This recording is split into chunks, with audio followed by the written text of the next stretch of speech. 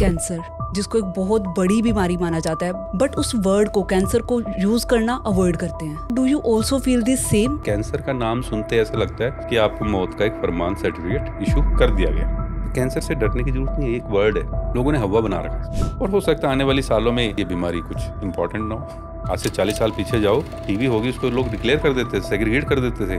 आज कैंसर होने का रीजन क्या है? There are multiple steps. हम अगर अर्ली स्टेज पे हैं, दिस इज ओनली वन बीमारी जिसमें हम क्योर प्रोवाइड कर सकते हैं। अर्ली स्टेज का पता कैसे लगता है? हम अपनी गाड़ी की एनुअल मेंटेनेंस करते हैं, सर्विसेज कराते हैं, अपनी कराते हैं। गाड़ी की इंश्योरेंस कराई हुई है, हमने अपनी कराई है। कैसे डील करते हो ऐसे सिचुएशन में? मतलब आप, और डॉक्टर का काम उसका दर्द ही हटाना है। अगर मैं उसके दर्द को बढ़ाऊंगा तो मैं am not a good doctor. But sir movies वगैरह में तो बहुत दिखाया हुआ है कि ऐसा किया ना मूवी। आईसीयू में एक मुर्दा को भी रखा जा रहा है और इलाज चल रहा है। वो कहते हैं डॉक्टर ने गलती से मार दिया, डॉक्टर ने गलत इंजेक्शन दे दिया। भाई मैं इतना पढ़ लिख के भी मुझे गलत इंजेक्शन, सही इंजेक्शन भी नहीं पता, और तू अनपढ़, तुझे पता है कि कौन सा सही इंजेक्शन है। आईसीयू में जब आप लोग कहते 3 दिन से मरा हुआ है और इसका मीटर चल रहा है, तो वहाँ पे आइस की बर्फ की सीलियाँ लगी हुई नीचे, वो बॉडी डिके नहीं हो रही क्या? You people been fooled. मैंने आज तक कोई ऐसा डॉक्टर नहीं देखा कि ये कहे आज मैंने 2 पेशेंट मार दिए। सब ऐसे होते हैं। डॉक्टर एक ऐसा प्रोफेशन है, यू कैन गेट अनड्रेस, और आप उस पर अपना चाकू भी चलाने देते हैं बिकॉज यू ट्रस्ट हिम, ये ठीक करेगा। ये हमारा भी धर्म है, हम इनका धर्म, इनका ट्रस्ट ना तोड़ें। इस एपिसोड में हम बात करने वाले हैं एक ऐसी बीमारी के बारे में जो दुनिया भर में लाखों लोगों को इफेक्ट करती है, कैंसर। हमारे साथ हैं डॉक्टर विनोद, एक एक्सपीरियंस्ड ऑन्कोलॉजिस्ट, जो हमें बताएंगे कैंसर के मिथ्स एंड फैक्ट्स के बारे में, इससे कैसे प्रिवेंट करें, treatment option and survival tips, जो हर पेशेंट एंड उनकी फैमिली के लिए जानना बहुत जरूरी है। अगर आपको या आपके किसी अपने को इस बीमारी का सामना करना पड़ रहा है तो ये एपिसोड आपके लिए बहुत हेल्पफुल होगा। तो चलिए शुरू करते हैं।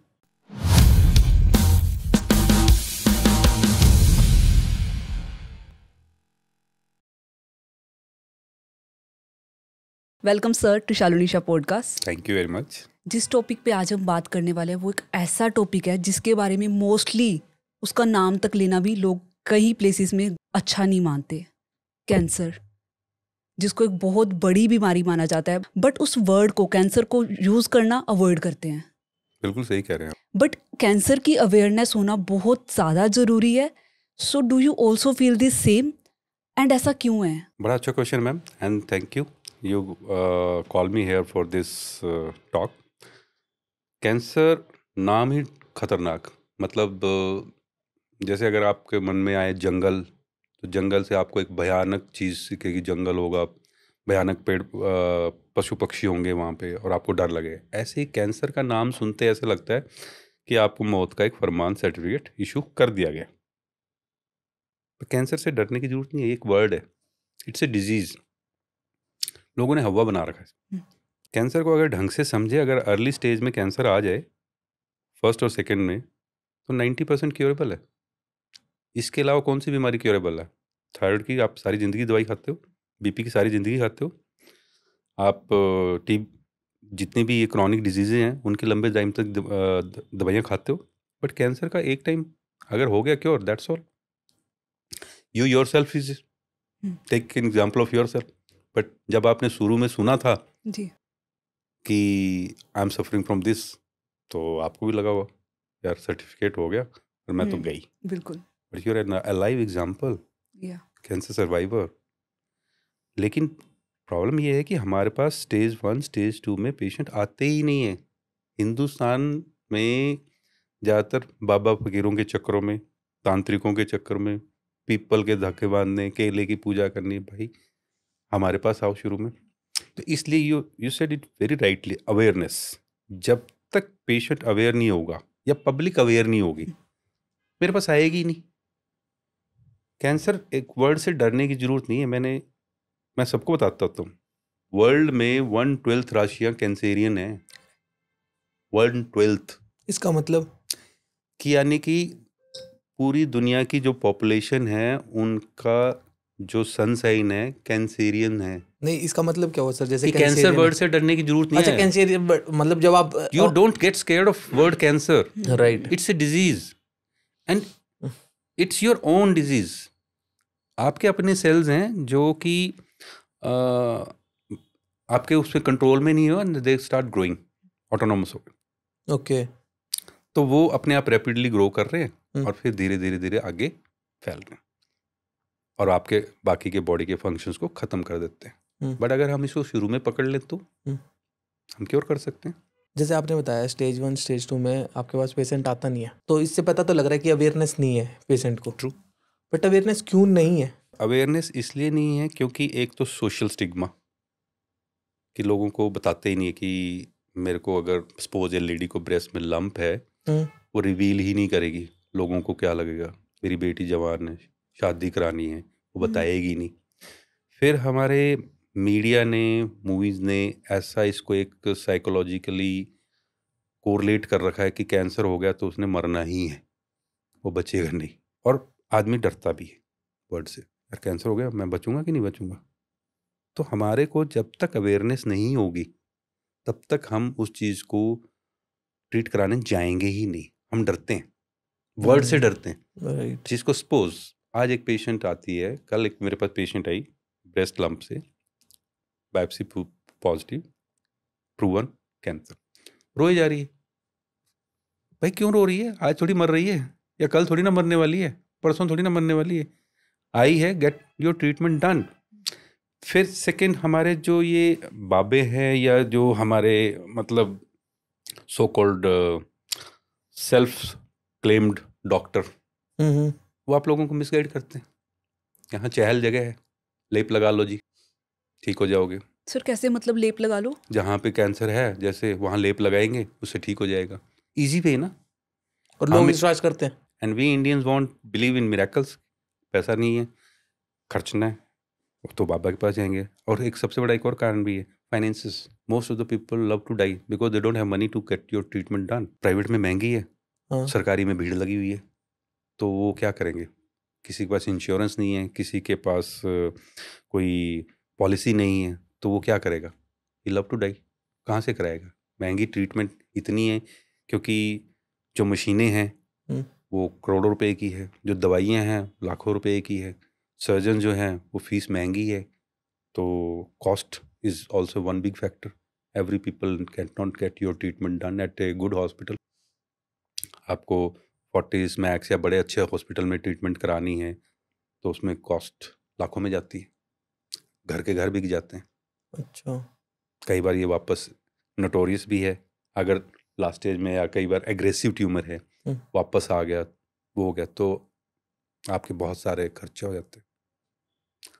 तो पेशेंट को यही लगता है कि यार इसकी ट्रीटमेंट कराएं कैसे। तो इसको एक मतलब हम डर जाते हैं, मेरे फाइनेंसेस भी बिगड़ेंगे, मेरी हेल्थ भी बिगड़ेगी। लेकिन ये जो बात क्वेश्चन मैं बता रहा हूँ कि हम अगर अर्ली स्टेज पे हैं तो 90% तो एक it's a big ratio. This is only one बीमारी जिसमें हम क्योर प्रोवाइड कर सकते हैं। और अर्ली स्टेज का पता कैसे लगता है? मैं तो पब्लिक को हमेशा कहता हूँ, देखो ये जैसे हमारी गाड़ी है, हम गाड़ी चलाते हैं, हमें बबल होते हैं, पता चलता है टायर में हवा नहीं है, राइट, इंजन स्टार्ट नहीं कर रहा ठीक से, राइट, मुझे कुछ गड़बड़ लग रही है। तो हमारी बॉडी भी तो एक it's like a car, basically गाड़ी। बट हमारे को कुछ भी प्रॉब्लम हो रही है तो हमें पता चलना चाहिए and we have to get ourself checked. हम अपनी गाड़ी की एनुअल मेंटेनेंस करते हैं, सर्विसेज कराते हैं, अपनी कराते हैं? नहीं कराते। गाड़ी की इंश्योरेंस कराई हुई है, हमने अपनी कराई है? नहीं कराई। ये करोड़ों रुपए की गाड़ी, अरबों की अमूल्य, उसकी तो तुमने कोई वैल्यू नहीं समझ रही। वो 5 लाख की गाड़ी की आप जरूर इंश्योरेंस कराओगे और उसकी सर्विस भी दोगे। हम अपनी क्यों नहीं कराते? अगर कराए तो आपकी ट्रीटमेंट ईजी हो सकती है। बिल्कुल सर, आपकी जेब पे बर्डन नहीं आएगा। राइट, ठीक है, बट हम नहीं कराएंगे। इंपॉर्टेंट नहीं हमारे लिए, health is not important for us, other factors are important. That is the reason. Again sir, मुझे आपकी बातों से ये भी लग रहा है कि अवेयरनेस की ही ज़्यादा प्रॉब्लम है, क्योंकि बिकॉज जब कोई पॉलिसी वाला भी आता है, हेल्थ इंश्योरेंस वाला, तब ऐसा लगता है कि यार वो ट्रैप ही कर रहा है, मतलब ऐसे पैसे ही ले रहा है, टाइम पास ही कर रहा है। मैं क्यों दूं? मैं बीमार तो हुआ नहीं साल भर और हाँ। मैं इसको 30,000 रुपये दे रहा हूँ। मैं पिछले 10 साल से बीमार तो नहीं है, मैंने तो इसको इतना पैसे दे दिए। नाउ सपोज अगर हुए तो वो पॉलिसी बेच रहा है, जी उसका अपनी बिजनेस है, but he is giving you insurance कि कल अगर ऐसा हो तो आपको ट्रीटमेंट तो एक अच्छे हॉस्पिटल में करा पाओगे, कंफर्टेबल करा लोगे। उस टाइम तो आपको बर्डन नहीं पड़ेगा ना, उस टाइम घर नहीं बेचने पड़ेंगे ना, आप हमेशा एक सिक्योरिटी फंड्स पे, जैसे बाहर है इट्स ए मैंडेटरी की हेल्थ इंश्योरेंस होनी है अब्रॉड में, it's mandatory. Okay. You can not have survival without your health insured. आप कभी बाहर गए हो? हाँ सर गए हूँ। तो गए हो तो जब आपका वीजा हेल्थ उसमें इंश्योरेंस के हेल्थ साथ इंश्योरेंस लगी जाते है? हैं, लगी है। क्यों लगी है? Because they Okay. Don't want to take you burden, क्योंकि आप उस कंट्री में पहुंच गए एंड सपोज आप you get sick by any XYZ reason, वो कंट्री की रिस्पॉन्सिबिलिटी है आपको हेल्थ प्रोवाइड करना, ठीक है? वो कराएगी आपको, अच्छे हॉस्पिटल्स में कराएगी, बट वो बर्डन कंट्री पे पड़ेगा, इसलिए वो पहले ही इंश्योर करवा के वीजा देगी आपको। क्या बात है, ये मेरे को आज ही पता लगा सर आपसे। हाँ। मतलब हेल्थ इंश्योरेंस कराई मैं लास्ट। उसके बिना आपको वीजा नहीं देगी वो। राइट। राइट। हमारे हिंदुस्तान में क्या है, हेल्थ तो चैरिटी पे लगा रखी है। आपने हर किसी बिजनेस में कभी चैरिटी देखी है? किसी ने भाई मिठाई की दुकान खोल रखी है, तो आप वो चल रहे हैं नवरात्रे, तो 2 लड्डू के साथ 4 लड्डू फ्री, या मिठाई का कैंप, चैरिटेबल मिठाई की दुकान कभी देखी? चैरिटेबल कपड़े की दुकान, चैरिटेबल Never. शोरूम, सिर्फ चैरिटेबल हॉस्पिटल जरूर मिलेगा आपको। Charitable free mega camp. क्यों free mega camp? Why is doctor that much free कि वो इतना पढ़ लिख के लाखों रुपए खर्च के आए तुम्हें फ्री में देखे? कैंप लगाए। Right. Why he is actually doing it to attract you, sir इसका एक्चुअल रीजन क्या है? To attract you. 100 में से वो देखे एक पेशेंट तो मेरे निकलेगा, मेरे हॉस्पिटल में आके ट्रीटमेंट कराएगा, just to get you publicity done, publicity हो जाएगी मेरी। व्हाई? डॉक्टर को पब्लिसिटी कराने की जरूरत क्या है? He is a good doctor, people will find him. मैं पहले भी बोलता था, हमारे फोरेंसिक में एथिक्स होते थे, जिसमें 7 A's होते थे, उसमें एक आपकी जो हम क्या बोलते हैं एडवर्टाइजमेंट को हम अच्छा नहीं मानते, मतलब उसमें अनएथिकल प्रैक्टिस में मानते थे। अच्छा 7 A's के अंदर एक ही है कि मतलब advertisement is one of the A. Okay. ठीक है, फोरेंसिक अगर डॉक्टर सुन रहे होंगे तो उनको समझ आएगी डॉक्टर्स की पब्लिसिटी क्यों। बट आजकल कट थ्रोट कंपटीशन इतना है कि हर डॉक्टर की पब्लिसिटी कराई जाती है, हर डॉक्टर के फ्री टॉक कराई जाती है। ठीक है, टॉक कराओ, अवेयरनेस फैलाओ, आई एग्री, बट सोसाइटी को। और दूसरा एक और मैं कहता हूँ, I sees what mind knows, पुरानी कहावत है। जो पेशेंट है उसको प्रॉब्लम अगर किसी चीज़ की, वो सबसे पहले कहाँ अप्रोच करता है? एक ऐसे डॉक्टर को जो उसका फैमिली डॉक्टर है, जिस डॉक्टर को जानते हैं पास में। ठीक है, he will not search a good hospital, good doctor, he will first search. पहले अगर सपोज आपको सर दर्द है तो आप क्या करोगे? सबसे पहले तो खुद सेल्फ मेडिकेशन करोगे, जो कि अब्रॉड में नहीं कर सकते। Okay. You can not have any pills on counter. किसी भी फार्मेसी दुकान से डॉक्टर की प्रिस्क्रिप्शन के बिना आपको एक पैरास्टामोल की गोली भी नहीं मिलेगी। अच्छा, You know इतना that? स्ट्रिक्ट है? नहीं, मुझे नहीं इतना आइडिया। स्ट्रिक्ट रूल्स हैं। आपको अभी दर्द है, आप जाओ फार्मेसी, बस वो आपको दे देगा। आपको मैंने लूज वैसे ये टूल अपने है, रिलेटिव्स को देखा, वो इंडिया से दवाइयाँ मंगवाते हैं, हाँ, ये पैरासीटामोल वो हाँ, यहीं से लेके जाते हैं yes, हमेशा। वो अपना पूरा किट बना के हाँ, लेके बना जाते के लेके हैं। जाते नहीं, you can not have.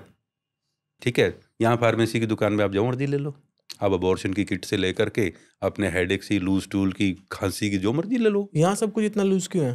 Because हमारे लॉज ऐसे हैं, we are not strict, law strict नहीं सर है। हेल्थ तो सबसे ज्यादा इंपॉर्टेंट है, जिसके बिना हमारी लाइफ ही नहीं है। That is what I used to say कि यार आप जिंदा हो, हम क्या कहते हैं, सबसे बड़ा सुख क्या? निरोगी काया।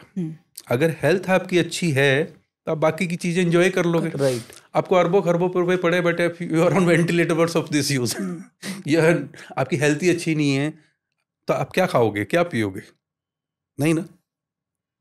हमारे को सिखाया नहीं जाता, हमारी हेल्थ के ऊपर कुछ टॉक ही नहीं होती।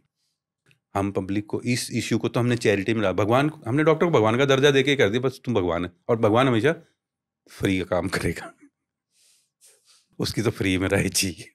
मैं तो एक भगवान की मूर्ति खरीदूंगा पैसे दे के, और उसी मूर्ति पे पैसे चढ़ाऊंगा, और से भगवान मेरी लॉटरी लग जाए, उसी से पैसे मांग रहा हूँ। ऐसा ही हो रहा है वैसे ना। एक्चुअली मेरे को लगता है एजुकेशन सिस्टम के अंदर ही थोड़ा डिफॉल्ट है।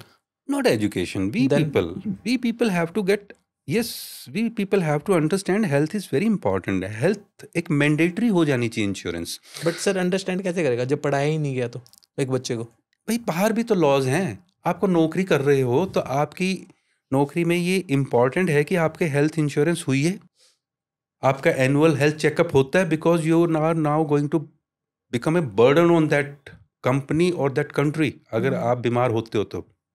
ठीक है, हिंदुस्तान में आपकी गाड़ी ठुक जाए वो दर्द है, बट आपकी टांग टूट जाए ओके। ठीक है, आप एक साइकिल वाला जा रहा है उसको दर्द होगा अगर उसका पैडल मुड़ गया तो, बट उसकी टांग पे खरोंच आ गई उसको कोई फर्क नहीं है। ऐसा ही हो रहा है वैसे तो व्हाई नॉट। अच्छा, फिर हमारे यहाँ पे फूड में अडल्ट्रेशन कितनी है, हर चीज़ में तो मिलावट है। आप बाहर मिलावट करके दिखाओ, आपकी कंपनी सू कर दी जाएगी, ब्लैक लिस्टेड। मतलब वो कुछ भी पेस्टिसाइड्स वगैरह केमिकल्स वगैरह कुछ नहीं डाल सकते हैं? हाँ, आपने अगर वहाँ पे किसी भी फ्रूट्स में या उसमें ऐसा आपको कर दिया हाँ। तो आपकी कंपनी को ब्लैक लिस्टेड करके कभी भी जॉब नहीं मिलेगी।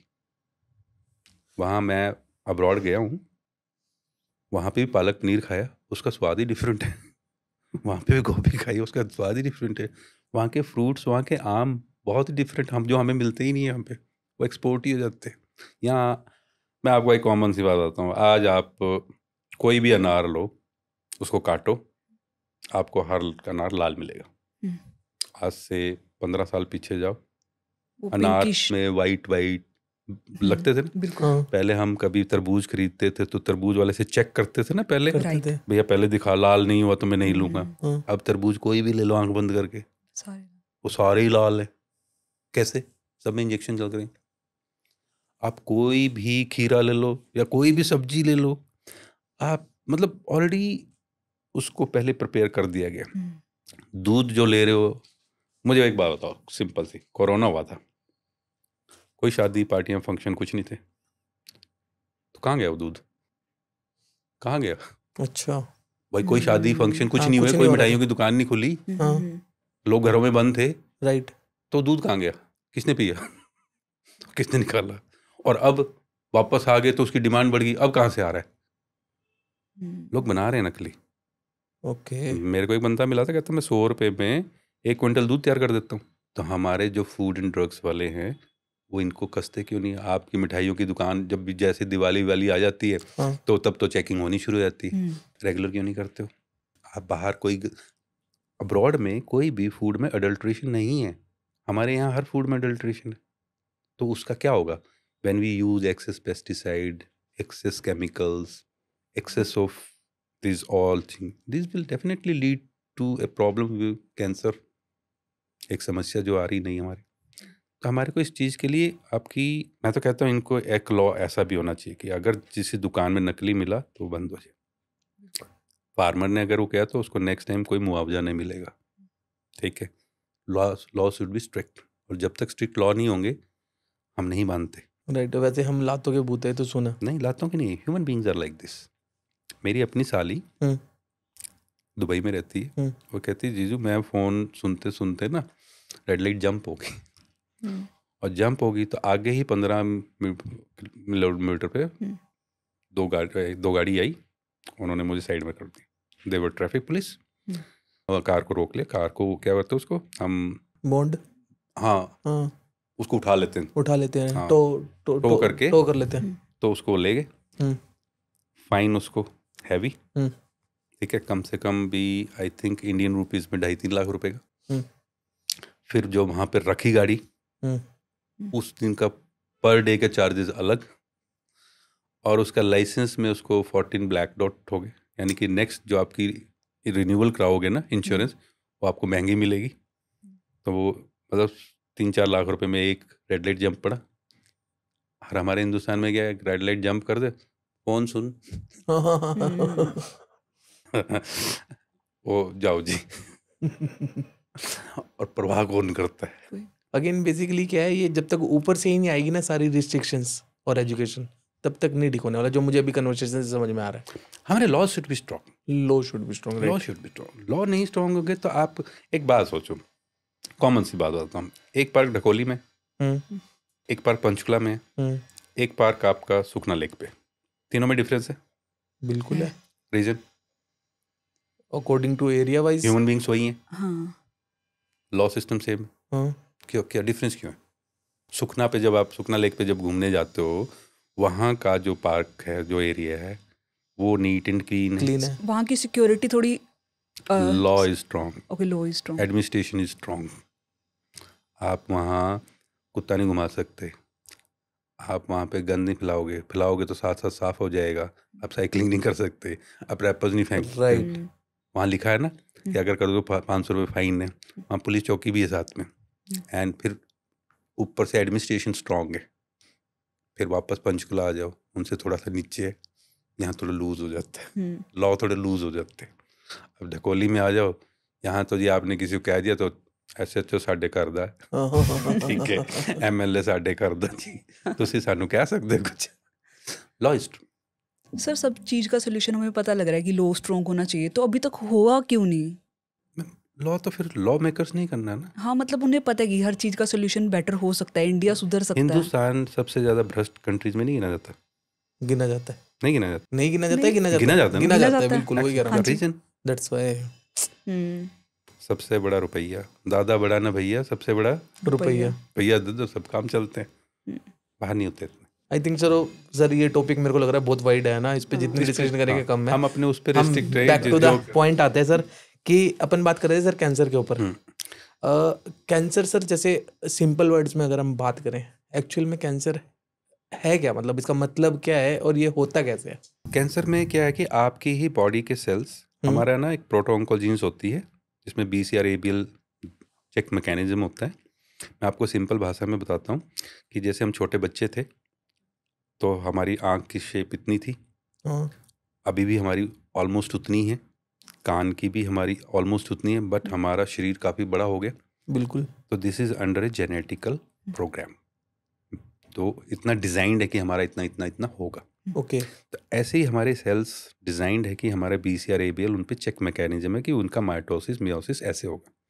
बट किसी भी रीज़न से, चाहे वो जेनेटिकल हो, चाहे एनवायरमेंटल हो, चाहे इकोनॉमिक, मतलब आपकी लाइफस्टाइल हो, what ever may be the reason, chemicals what ever may be, आपके अंदर जो प्रोटोऑन्कोजीन्स है अगर वो चेंज होगी, उसके ऊपर वो चेक मैकेनिज्म हट गया, तो आपके सेल मल्टीप्लाई होना शुरू हो जाएंगे। 2 के 4, 4 के 6, वो ऑटोनोमस बन जाएंगे। They are not under any control. तो वो धीरे धीरे धीरे गांठ बन जाएगी, वो शुरू की गांठ बनेगी। फिर अगर वो अनकंट्रोल्ड रही हो, किसी ने उसको ट्रीटमेंट नहीं की, वो बढ़ती बढ़ती बड़ी हो जाएगी। बड़ी हो करके फिर वहाँ से सेल्स टूट के लिम्फेटिक्स के थ्रू या ब्लड वेसल्स के थ्रू लंग्स में चले गए, ब्रेन में चले गए, बोन में चले गए, तो वहाँ के फंक्शंस खराब कर देते हैं। तो फिर पेशेंट धीरे धीरे एक्सपायर हो जाता है, क्योंकि आपके बॉडी के फंक्शंस जो नॉर्मल लंग से सपोज वो लंग्स में आ गया। लंग में हमारा फंक्शन है सांस लेना, सांस वो करना, बट धीरे धीरे अगर वो सेल सारी जगह लंग्स के अपने एल्वियोलर सैक को वो कर गए, तो वो उसका फंक्शन ख़त्म कर देंगे। आपको ब्रीथ करने के लिए जगह ही नहीं है। आपने ऐसे लीवर में चले गए तो लीवर में बड़े बड़े हो गए, तो लीवर का फंक्शन जो है एंजाइम सीक्रेट करना या अपने फूड को पाचन करने के लिए, वो नहीं कर पाएगा, क्योंकि वो सेल्स ने उसका फंक्शंस वाले सेल्स को दबा दिया। ऐसे अगर ब्रेन में चले गए, तो ब्रेन में जो हमारे सोचने समझने की शक्ति है, जो कंट्रोल होता है अगर ब्रेन में है, तो बेसिकली अगर ट्यूमर बढ़ता गया वो न्यूरॉन्स को ख़त्म कर देगा, तो ब्रेन का फंक्शन चला गया, पेशेंट स्टेज 4 होकर के एक्सपायर हो जाता है। सर ट्यूमर और कैंसर सेम होते हैं, बिकॉज आप दोनों वर्ड्स यूज़ कर रहे हैं। ट्यूमर इज़ बेसिकली सेल का एक ग्रोथ, ठीक है, जो हमारे को एक कलेक्शन ऑफ सेल्स जो है। कैंसर हमने वर्ड दे दिया। Tumour can be benign, tumour can be malignant. मतलब बिनाइन मतलब जैसे कि यूनिवर्सल ट्यूमर है हमारी बॉडी में, फैट सेल्स इकट्ठे होकर, यूँ कहते हैं ना, यहाँ पे भी गांठ है, यहाँ पे भी गांठ है, यहाँ भी गांठ, these are collection of fat cells, these are benign cells. Benign cells मतलब कि वो वहीं लोकलाइज रहेंगे, उनमें पोटेंशियल नहीं है मैलिग्नेंट होने का, आगे फैलने का, ठीक है, तो वो वहीं रहेंगे, तो वो वहाँ रहे, निकाल दो, पड़ा रहने दो। But malignant once they got a अंदर से, मतलब जो सेल्स के अंदर एग्रेसिवनेस है वो वहाँ से मल्टीप्लाई होके आगे जाएगा, दैट कॉल्ड मैलिग्नेंट। तो ये बिनाइन और मैलिग्नेंट ट्यूमर्स। कैंसर हम एक जनरल वर्ड है जिसको हम कहते हैं कि कैंसर हो गया, कि इनकी उसको ज़्यादातर मैलिग्नेंट उससे गिना जाता है। मैलिग्नेंसी वाले ट्यूमर्स को हम कैंसरस सेल्स बोलते हैं। ओके सर, एक और आपकी बातों में से ना, आप बता रहे थे कुछ स्टेज, अर्ली स्टेज कि ये Yes. स्टेज, तो मतलब स्टेज कैसे डिसाइड करते हैं, स्टेजेस कितनी स्टेजेस होती है यूजली हमने हर ट्यूमर को 4 स्टेजों में बांटा हुआ है।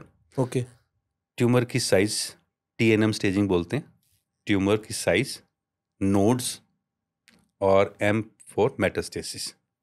तो उसके ऊपर ट्यूमर की साइज कितनी है उसके अकॉर्डिंगली स्टेज 1 है, स्टेज 2 है, स्टेज 3 है, स्टेज 4 है। उसमें नोड्स कितने हैं, नोड जो हम कहते हैं ना हम भाषा में, इसकी जड़ें इतनी हैं, यानी कि वो लिम्फेटिक्स में जाके नोड्स कितने पॉजिटिव हैं या कितनी जनों में गया।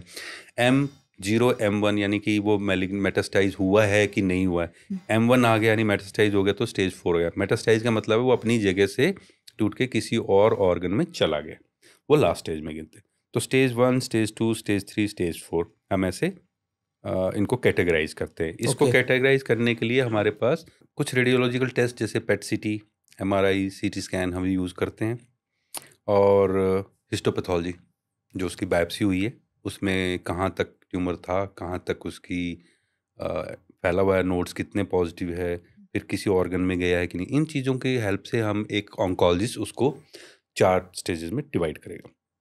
उस स्टेज के हिसाब से हमारी ट्रीटमेंट डिसाइड होती है कि इसको कीमोथेरेपी देनी है, रेडियोथेरेपी देनी है कि सर्जरी करनी है। ओके ये 4 स्टेजेस होती हैं, ठीक है। सर कीमोथेरेपी, रेडियोथेरेपी और सर्जरी में क्या डिफरेंस है? कीमो और रेडियो में मेनली क्या डिफरेंस रहता है? सर्जरी तो basically the general removal of the tumour. Right. Radiotherapy basically bye linac जो है, लीनियर एक्सेलेरेटर के थ्रू आप वहाँ पे उस ट्यूमर को रेडिएशन दे रहे हो, उससे भी किरण, जिसको आम भाषा में बोलते हैं किरणों से, लेमन लैंग्वेज में इसको रेडिएशन बोलते हैं। कीमोथेरेपी एक तरह की ड्रग्स हैं जो हम ग्लूकोज में डाल के वेन्स के थ्रू बॉडी में देते हैं ताकि वो जहाँ जहाँ शरीर में कैंसर सेल्स गए हैं उनको वो खत्म करें। तो ये स्टेजेस के अकॉर्डिंगली डिसाइड होता है कैंसर की हम Yes. किस स्टेज पे हैं? हम किसी भी कैंसर की ट्रीटमेंट के लिए हम एक ट्यूमर बोर्ड बनता है जिसमें medical oncologist, radiation oncologist, surgical oncologist और रेडियोलॉजिस्ट और पैथोलॉजिस्ट, ये सारे बैठते हैं। वो ट्यूमर डिस्कस करते हैं कि सपोज ये फीमेल है, इतनी एज है, ये ट्यूमर है, ये हिस्टोपैथोलॉजी है, ये स्टेज बनती है। Now what is the best for this patient? If a medical oncologist says this is the best, we first go for chemotherapy. If surgeons convince us कि yes, surgery is the first, we go for surgery. If a radiation oncologist convinces others the radiation is better for this, we all have to, हमें एक जगह पे आके consensus बनानी होती है कि ये हमारा ट्रीटमेंट होना चाहिए। फिर हम वो ट्रीटमेंट उसकी ट्यूमर बोर्ड लगा के कि ये ट्रीटमेंट शुरू कर देते हैं। सर कोई भी बीमारी हो हमें पता लगता है कि इस वजह से हुई होगी, कैंसर होने का रीज़न क्या है? क्यों होता है किसी को कैंसर? मैम कैंसर होने का कई बार तो पता ही नहीं चलता कि why. It's a multi step process usually, इसीलिए अभी तक ये हमारे लिए ड्रेडफुल डिजीज़ रही है। एक ज़माने में आप सोचो कि ट्यूबरक्लोसिस से लोग डरते थे। रीज़न, जिसको ट्यूबरक्लोसिस हो गई सेग्रीगेट कर दो, ट्रीटमेंट नहीं है, कंटेजियस है, फैलेगी एक दूसरे से। लेकिन जब हमें पता चला कि यार एक ये माइकोबैक्टीरियम ट्यूबरकुलोसिस बैक्टीरिया है, उसके अगेंस्ट ये ड्रग्स है, आज टीबी से कौन डरता है? Nobody is scared of TB. बोला होगी ठीक है, 6 महीने 9 महीने दवाई खाओ ठीक हो जाओगे, और लोग ठीक हो जाते हैं। बट हमें अभी तक इसके पाथवेज पता ही नहीं चले पूरे। एक्चुअली कहीं तो यही नहीं पता चलता कि ये हुआ क्यों है। There are multiple steps. एक स्टेप रोको तो लगता है इस वाली से होगा, इसको रोको तो इसके होगा, इसको रोको तो इसको।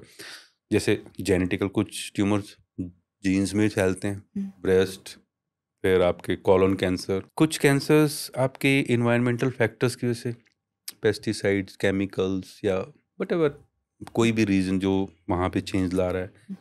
आपके लाइफस्टाइल, अनहेल्दी लाइफस्टाइल, आजकल अनहेल्दी लाइफस्टाइल हुआ है।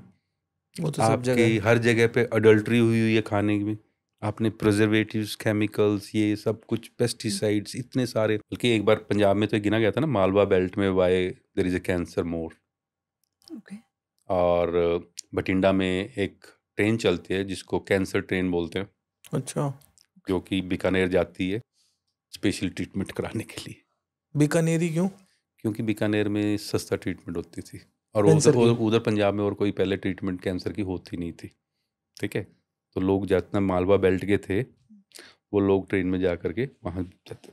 रीज़न उसका ये पाया गया था कि इन्होंने, किसानों ने पेस्टिसाइड्स और केमिकल्स, फर्टिलाइजर एक्सेस में यूज़ किए हैं टू प्रोड्यूस योर प्रोडक्शन, आपकी प्रोडक्शन को बढ़ाने के लिए, तो उसका रिजल्ट, एंड रिजल्ट तो फिर गंदे आएंगे ही। गंदे आएंगे। अगर हम बच्चे को दूध पिला रहे हैं और वो नकली है और उसको हम 20 साल से पिला रहे हैं, तो उसके एंड रिजल्ट तो कहीं ना कहीं तो आएगा ही। तो there are multiple reasons for cancer. कुछ इडियोपैथिक होते हैं जिनका पता ही नहीं है, या हम अभी तक उतनी डेप्थ में गए ही नहीं है। अभी तो जैसे आपने बताया, मैंने बताया ना, कैंसर की ट्रीटमेंट की ये रेडियोथेरेपी और ये कीमोथेरेपी, आजकल टारगेटेड थेरेपी और इम्यूनोथेरेपीज भी आ गई हैं जो वहाँ भी जा रही है। अभी एक कार्ड सेल थेरेपी भी आ रही है, जिसकी कॉस्ट ही 1 करोड़ रुपए के आसपास है। आपकी ही बॉडी से सेल्स ले करके उनके एंटीजेंस के एंटीबॉडीज तैयार करके आपके अंदर इन्फ्यूज़ करेंगे। मतलब एडवांसमेंट तो हो रही है। ये एक ऐसी ब्रांच है जिसमें डेली एडवांसमेंट है, हमें डेली अपडेट रहने पड़ते हैं। जो ड्रग थी पहले, आज चेंज होके दूसरी आ गई, आज होके दूसरी आ गई, आज होके नई आ गई, नई आ गई, नई नई ड्रग्स आ रही। बट वही है, कॉस्टली बहुत है। Cost is a big factor, and cost इतना बड़ा फैक्टर है क्योंकि बाहर की कंपनियां हैं, R&D प्रोडक्ट्स हैं उनके, उन्होंने कॉस्ट इतनी महंगी रखी, आम आदमी अफोर्ड नहीं कर पाता, फ्री में मिलती नहीं है। इसलिए मैं शुरू में कहता हूँ कि इंश्योरेंसेस करवा लो, तो किसको कब जरूरत पड़े, यू नेवर नो। सर आपने एक बार अभी तो बताया स्टेज 1, स्टेज 2, स्टेज 3, स्टेज 4, जैसे 4 स्टेजेस होती हैं। मुझे ऐसा लग रहा है जैसे आपके बताने से कि जितनी जल्दी स्टेज को आइडेंटिफाई कर लेंगे उतना क्योरेबल है, उतना ईजी, फास्ट क्योरेबल है। सिंपल, छोटी सी चीज़ को मेरे को दबाना थोड़ा आसान है। राइट। जब वही बड़ी हो सांप जाएगी, बड़ा हो जाए, अजगर हो जाए, तो मुझे उसको मारना, वो मुझे ही खा जाएगा। राइट। बट छोटे से सपोले को मारना आसान है, आप डरोगे नहीं, मार लोगे आराम से। बट अर्ली स्टेज में, जैसे अगर मैं बात करूं, पेशेंट की बात करूं, है ना, वो अगर हॉस्पिटल नहीं आ रहा, there are early warning signs. हम हमेशा अवेयरनेस में बोलते हैं early awareness, early warning signs cancer के। पब्लिक को हम बताते हैं कि भैया मतलब वो सेल्फ डायग्नोस कर सकता है। Yes, that is what I am saying. Suppose आपको there is hoarseness of voice, यानी कि आपकी आवाज भारी हो रही है। आपको लगता है यार गला खराब है, आवाज भारी होगी, घर वाले बताइए क्या हो गया आपको, आपकी आवाज भारी है। तो आपने दवाई ली, गार्गल्स किए, नहीं ठीक है, पर फिर भी कंसिस्टेंटली आपकी आवाज भारी है, you can have a larynx tumour. आपके गले का कैंसर हो सकता है। Go to the ENT person, get it yourself checked, don't self medicate मत करो, हकीमों पे मत जाओ, go to specialist, go to at least MBBS, go to at least a ENT। आजकल तो सारे लोग जानते ही हैं, राइट। ENT पे चले जाओ, वो आपका गला चेक कर लेगा। अगर वो ट्यूमर है तो बता देगा आपको, तो आप अर्ली स्टेज में मेरे पास पहुंच जाओगे, मेरे पास या किसी के पास भी पहुंच जाओगे। ऐसे ही अगर आपको थूक में या खांसी में ब्लड आ रहा है और वो आपको परसिस्टेंटली, आपने देखा है रोज़ सुबह खांसी होती है और उसमें खून आ रहा है, फ्रेश ब्लड है, ये फेफड़े का कैंसर हो सकता है। गो टू एन पल्मोलॉजिस्ट, आप चेस्ट वाले फिजिशियन के पास जाओ, अपना एक चेस्ट एक्सरे करा लो, स्क्रीनिंग एक्सरे, उसमें कुछ है तो अर्ली में पकड़ा जा सकता है। ऐसे ही आपको कंसिस्टेंटली हेडेक है, चक्कर आ रहे हैं, दौरे पड़ रहे हैं, आप ठीक नहीं हो रहे, आप किसी न्यूरोलॉजिस्ट के पास जाओ या किसी डॉक्टर पर अपना सिर का एक CT स्कैन ही करा लो, हो सकता है ब्रेन ट्यूमर हो। आप हो तो जल्दी पकड़ में आ जाएगा। आपका वजन कुछ महीनों में 10 किलो के आसपास गिर गया है 3-4 में, तो भैया आपको हो सकता है कोई ल्यूकीमिया हो, या कोई आपको पेट का ट्यूमर हो, कोई कैंसर हो। आपका बुखार महीने तक परसिस्टेंट है, या आपकी खांसी लगातार परसिस्टेंट है महीने तक, तो हो सकता है फेफड़े कैंसर हो भाई, हो सकता है आपको ब्लड कैंसर हो। ठीक है, आपका पेशाब के रास्ते, लैट्रिन के रास्ते कहीं से खून आना शुरू हो जाए, लैट्रिन में खून आ रहा है, तो it can be your colon cancer, anal cancer, आंतों का कैंसर हो सकता है। आपके पेशाब में खून आ रहा है तो हो सकता है किडनी ट्यूमर हो सकता है ब्लैडर ट्यूमर हो। ठीक है, तो किसी भी लेडी को ब्रेस्ट में कोई लंप लगे, या उसके निप्पल से कभी खून आए, या कोई एक्जिला में गांठ लगे, तो आप अपना एक मैमोग्राम करा लो, किसी डॉक्टर से कंसल्ट कर लो, हो सकता है आप जल्दी उस पर पकड़ में आ जाएगा। तो इस तरह के जो ये अर्ली वार्निंग साइंस हैं, ये आपको पता चलते हैं पहले। देखो, मैं तो एक फीमेल को मानता हूँ, फीमेल में ब्रेस्ट कैंसर हम अर्ली डिटेक्ट कर सकते हैं। सर्वाइकल कैंसर भी, फीमेल्स को पीरियड्स आते हैं। अगर पीरियड्स के अलावा या जिनके पीरियड्स बंद हो गए मेनोपॉज, उनको ब्लीडिंग हो रही है, तो आप एक गायनोकोलॉजिस्ट के पास जाके चेक करा लो। या जब से फीमेल, एक पैप्समीयर कराने में क्या प्रॉब्लम है, साल में एक पैप्समीयर करा लो। पैप्समीयर हार्डली 1000-2000 रुपये के टेस्ट है। सर्वाइकल कैंसर है तो जल्दी पकड़ा जाएगा। अगर अनयूजुअल ब्लीडिंग है तो आपको गायनोकोलॉजिस्ट चेक करके बता देगी भैया आपके कुछ सर्वाइकल कैंसर है कि नहीं है। और एक पोस्ट मेनोपॉजल लेडी को ब्लीड हो रहा है तो वो चेक कर लेगी आपको, ठीक है, तो जल्दी में आ जाओगे। लेडी को खुद अपनी ब्रेस्ट नापते समय खुद पैल्पेट करनी चाहिए अपनी उंगली से कि उसकी क्वाड्रेंट में कोई लंप तो नहीं है या उसके एक्जिला में कोई लंप तो नहीं है। ये चीज़ें तो हम अर्ली डिटेक्ट कर सकते हैं। 65 से ऊपर या 55 से ऊपर हम एक एनुअल PSA करा लें, प्रोस्टेट स्पेसिफिक एंटीजन, तो प्रोस्टेट कैंसर अर्ली पकड़ा जा सकता है। कुछ ट्यूमर्स ऐसे हैं जिनको हम अर्ली डिटेक्ट कर सकते हैं खुद, अगर वो होगा सिर्फ अवेयरनेस से। कुछ ट्यूमर्स हैं जो हमें कहते हैं ये पता ही लास्ट स्टेज में पता चला। मुझे नहीं लगता है कि जब शरीर में कुछ चीजें चेंज हो और आपको भनकना पड़े। इग्नोरेंस अलग बात है। फिर bad habits, smoking, alcohol, chronic alcohol. देखो हर चीज़, हम स्मोक को तो हमेशा कहते हैं कि it's associated with 90% of the cancer tumours, पर कई लोग हमारे पास ऐसे भी आते हैं जो कहते हैं जिंदगी में तो मैंने ना सिगरेट को हाथ लगाया ना मैं, तो मेरे को क्यों। We don't have any answer. हो सकता है कोई जेनेटिकल, हो सकता है कोई और फैक्टर हो, इसलिए ये हमारे को अभी तक इस बीमारी का हवा ही रहता है, क्योंकि हम इसको शुरू में पकड़ ही नहीं पाते। सर आपने ना काफ़ी तरीके के कैंसर बताए, मतलब कुछ फिक्स है कि मतलब ये कितने तरीके के होते हैं? शरीर में हर ऑर्गन का कैंसर हो सकता है। ओके। बस मैंने बालों का नहीं सुना आज तक। ओके। बाकी तो स्किन का है, आईज के हैं, नाक के हैं, मुंह के हैं, गले के हैं, फेफड़ों के हैं, हार्ट के हैं, इंटेस्टाइन्स के हैं, किडनी के हैं, लीवर के हैं, यूरिनरी ब्लैडर के हैं, पेनिस के हैं, वेजाइना के हैं, सर्विक्स के हैं, बोन के हैं। अच्छा, हर चीज का सर कैंसर बोन है। कैंसर तो मतलब मुझे लगता है कभी ठीक ही नहीं हो, मतलब पूरे हड्डियों से ही बना हुआ है शरीर। हाँ तो बट बोन ट्यूमर्स हैं, और बोन ट्यूमर आपका भी तो है पेट्रस, आपका भी तो बोन ट्यूमर ही रहा था। ओके, हाँ it was on the I they said. मतलब जिसका भी है, मतलब बोन ट्यूमर्स भी तो डिफरेंट टाइप्स के हैं, और फिर इनकी कैटेगरीज अलग अलग है। हर कैंसर की फिर हिस्टोपैथोलॉजी अलग है। फिर हमें उसमें देखना होता है, इसमें प्रोग्नोस्टिक फैक्टर्स होते हैं इनके, आउटकम कैसा होगा, कि पुअर प्रोग्नोस्टिक फैक्टर है कि नहीं है, कि कितना अग्रेसिव है ट्यूमर। ट्यूमर सेल बायोलॉजी है।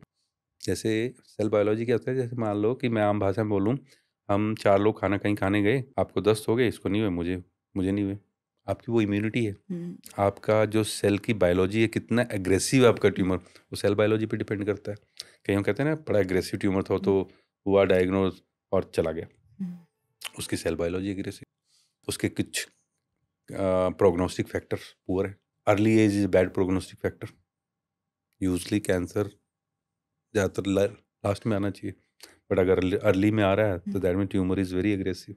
सर अभी आप बात कर रहे थे कि अवेयरनेस हो तो शायद नहीं बचा जा सकता है, ठीक है, बट इंडिया के बहुत बड़े बड़े लोग, इरफान खान, विनोद खन्ना, वो भी कैंसर से डेथ हुई उनकी।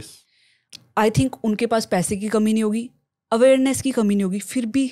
आपने एक ये तो बताया, दूसरी मैं एक एग्जांपल और बताता हूँ। सोनाली बेंद्रे जी, मनीषा कोइराला है जी, उसके बाद लीजा रे है।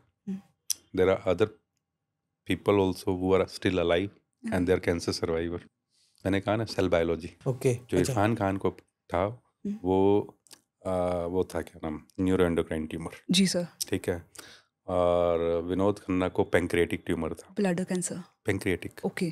ठीक है, कुछ ट्यूमर्स एग्रेसिव होते हैं, कुछ ट्यूमर्स लो प्रोफाइल के होते हैं जो ठीक हो जाते हैं सेल बायोलॉजी से। जैसे हिपेटोबिलियरी जो ट्यूमर है, या हिपेटोबिलियरी मतलब जो गॉल ब्लैडर के या बाइल के पास जितने या लीवर के आसपास के जितने होते हैं, दे आर यूजली अग्रेसिव, और फिर वो हमें डिटेक्ट भी थोड़ा लेट ही होते हैं, क्योंकि हमें पता ही नहीं चलता पहले, कोई दर्द नहीं हुआ और हो गया। अब ऐसे ब्रेन ट्यूमर है, GBM जिसको बोलते हैं, ग्लायोब्लास्टोमा मल्टीफॉर्मी, वो स्टेज मतलब जिसको भी होता है उसका median survival less than 2 year, that too with treatment, surgery, chemotherapy, radiotherapy. और वो पैसे वाला है नहीं है, डजेंट मैटर। मैंने कहा ना, कुछ हिस्टोपैथोलॉजी और ट्यूमर बायोलॉजी, उसका we don't have any answer. But 90% तो लोग ठीक हो सकते हैं। We are thinking of a big chunk of population.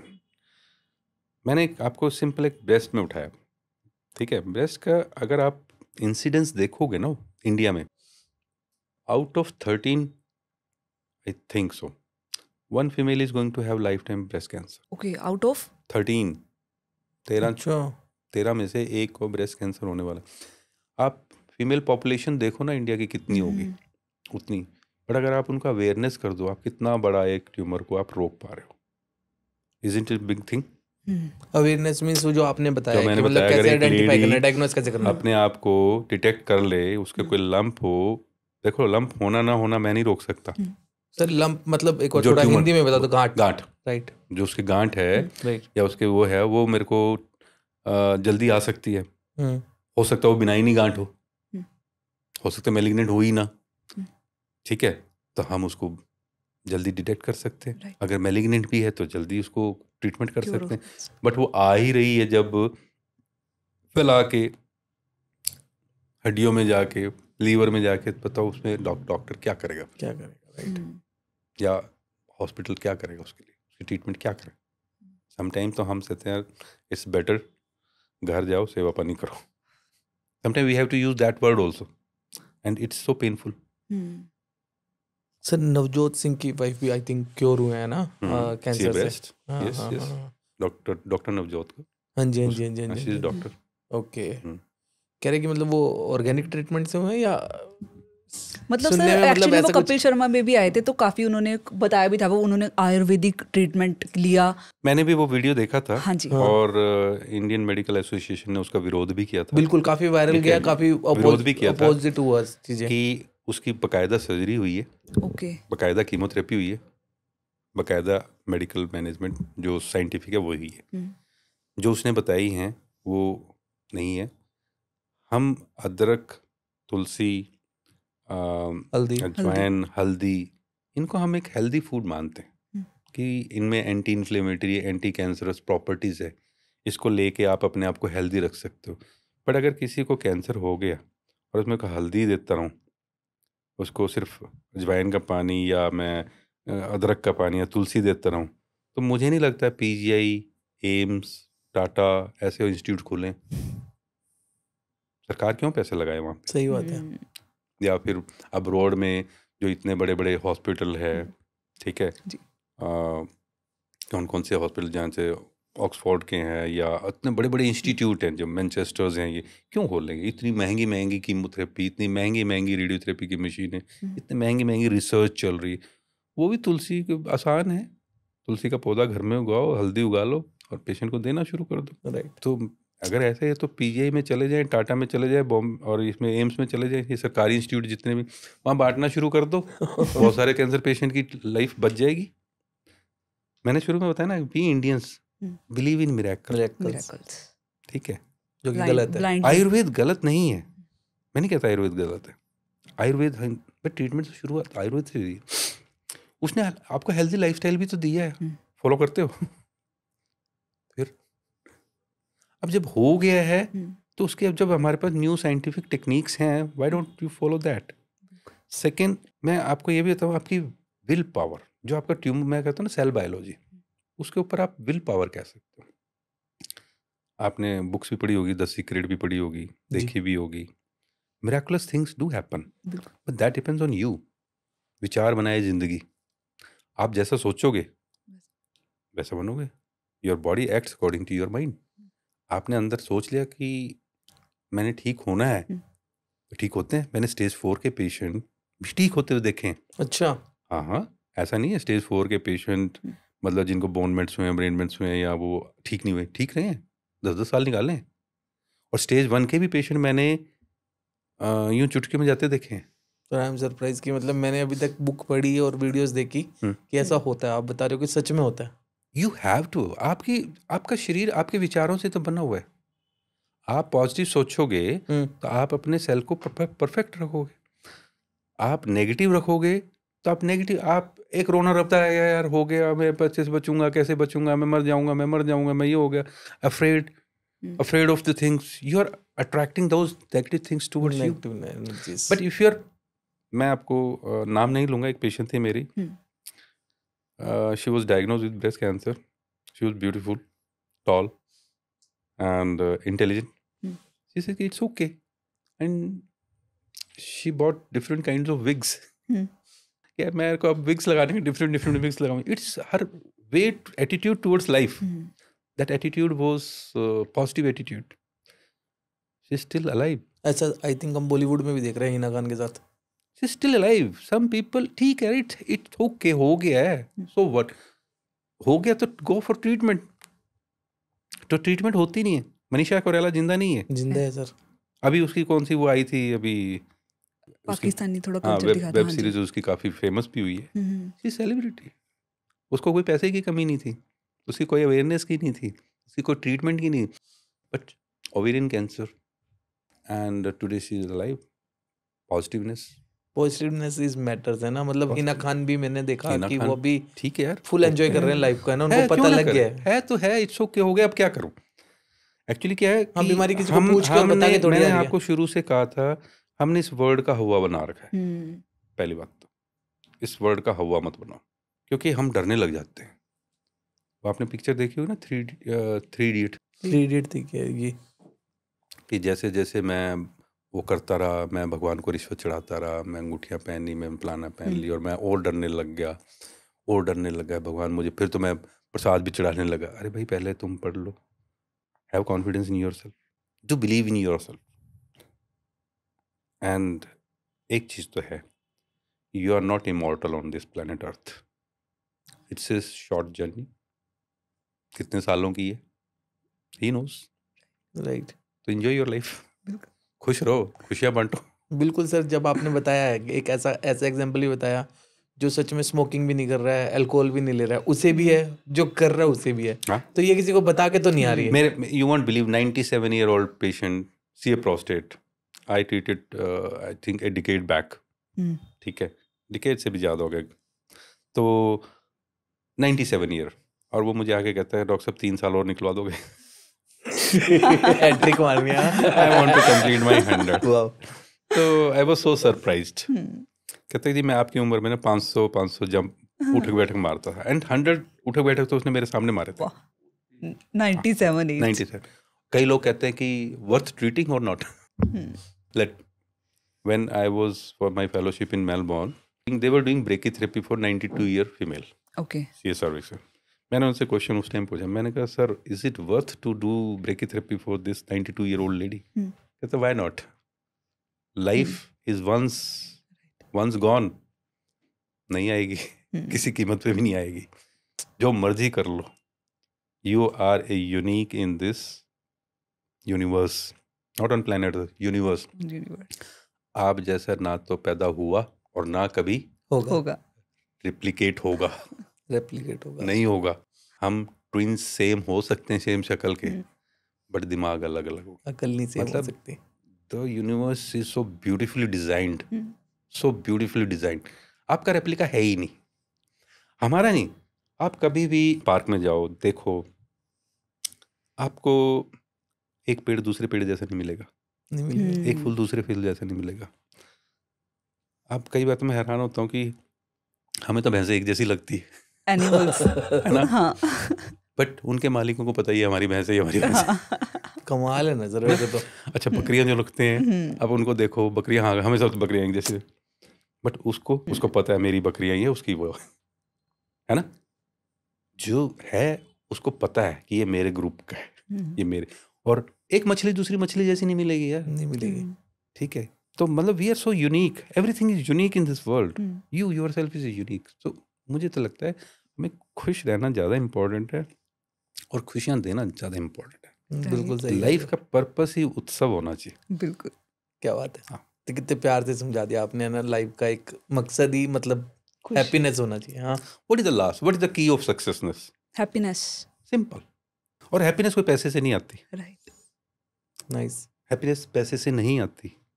Happiness आपकी इंटरनल थॉट से आती है। When you do good for others, कभी भी कहते हैं ना, हमेशा कहता है givers are always the happiest people, not the taker.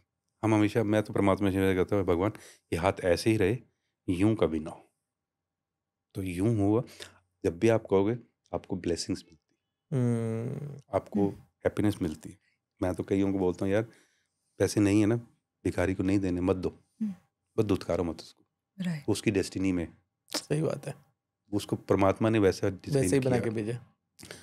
आप ग्रेटफुल हो, थैंकफुल हो, at least you are alive. Right. सुबह उठते एटलीस्ट से thank you, be grateful to the God कि भाई जिंदा हूँ, सांस आ रहे हैं, आंखें काम कर रही, नाक मुंह काम कर रहे हैं, खाना हजम हो रहा है, सुसु पोटी आ रहा है। There are 1000 reasons to be grateful. मैं जहाँ आईसीयू में देखता हूँ वहाँ पे वेंटिलेटर पे चढ़े हुए हैं, गले में ट्यूब है, नाक में ट्यूब है, यहाँ ट्यूब है, बेड सोर हो गया, पैरालाइज्ड हुए, कोई पोटी साफ कर दे तो कर दे, कोई खिला दे तो खिला दे। आप भाई आपके हाथ पैर काम कर रहे, कम है क्या? सही बात है। आप खा पी पा रहे हो, लोगों के ट्रायल्स ट्यूब डल गई है, खा पी नहीं पा रहे, you should not be happy. But हम जो परमात्मा ने हमारे को चीज़ें दी है ना, we are not grateful to that. हमें ये वो मुझे नहीं मिला।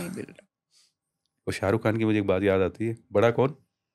जो नहीं है, जो मुझे नहीं मिला। जो मुझे मिल गया वो बड़ा तो क्या? छोटा हो गया। वो तो फिर मेरे लिए तो हाँ, छोटा हो उसकी गया। हम लोग वैल्यू भी करना नहीं है ना। खत्म कर देते हैं।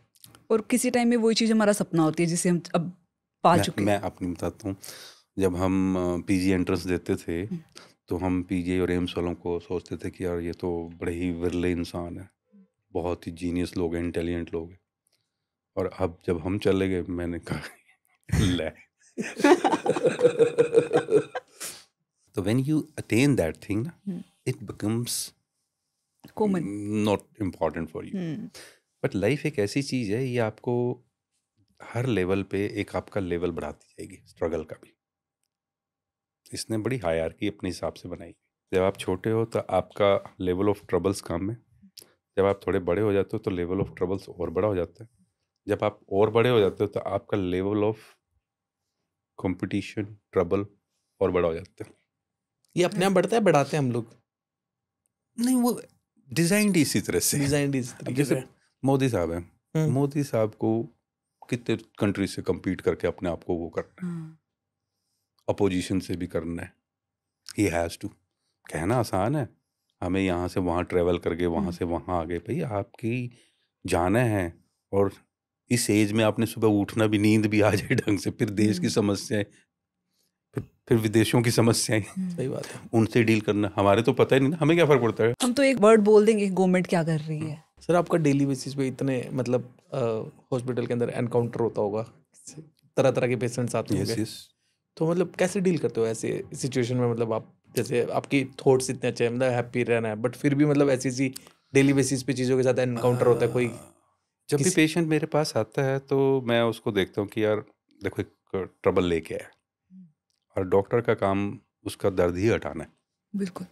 अगर मैं उसके दर्द को बढ़ाऊंगा तो मैं am not a good doctor. I have to listen him patiently first. पहले बात तो ध्यान से सुनना है मुझे, उसकी सुननी है मुझे, अपनी नहीं सुनानी। तो जब मैं उसकी सुन लूँगा तो पेशेंट्स के लेवल पे आऊँगा। तो पेशेंट्स जब मेरे ऊपर फेथ होगा तो वो मुझसे ट्रीटमेंट कराएगा। दूसरा, आपको ट्रीटमेंट वो देनी है which is good for him, not financially सोच के। व्हाट इज, अगर वो आपका फैमिली मेम्बर हो तो आप उसको क्या बेस्ट ट्रीटमेंट दोगे, तो वो दोगे, तो फिर आपकी ट्रीटमेंट अच्छी ही होगी। अगर इसमें से फाइनेंसेस हट जाएंगे तो आपकी अच्छी, देखो finances are important, no doubt, क्योंकि हम उसके बिना ट्रीटमेंट नहीं कर पाएंगे, लेकिन अनएथिकल ट्रीटमेंट नहीं करनी। इसीलिए अच्छे डॉक्टरों के पास, अच्छे हॉस्पिटल में हम कहते हैं वहाँ ट्रीटमेंट करो, और उनके रिजल्ट आते भी हैं। इसलिए बने हुए हैं ये हॉस्पिटल्स, तभी तो वो लोग वहाँ जाते भी हैं और लोग ठीक होते हैं। ऐसा नहीं, होते भी हैं। क्या युवराज ठीक नहीं हुआ अपने यहाँ? नहीं हुआ। बड़े बड़े सेलिब्रिटीज़ हैं, और ये ऐसा नहीं है कि ये किसी लो सोशो इकोनॉमिक को, ये किसी को भी हो सकती है। बट इसलिए हम सिर्फ एक ही चीज़ बनाते हैं कि सोशली हम पब्लिक को अवेयरनेस दें, जल्दी हमारे पास आए। Our motto is to catch it early stage, ताकि उसे फटाफट ताकि क्योर किया जा उसको सके। जल्दी से हम एक सोसाइटी को बेनिफिट दें। और हो सकता है आने वाली सालों में जिस तरह से इनोवेशन हो रही है, कल ये बीमारी कुछ इम्पोर्टेंट ना हो। अच्छा, ऐसा भी हो सकता है। भाई एक टाइम पे आज से 40 साल पहले ट्यूबरकुलोसिस का हुआ था, टीबी हुआ का। था। आज से 40 साल पीछे जाओ, टीबी होगी, उसको लोग डिक्लेयर कर देते थे, सेग्रीगेट कर देते थे, अलग कमरा दे देते थे, अलग बर्तन कर देते थे, ये तो अब जाएगा ही जाएगा।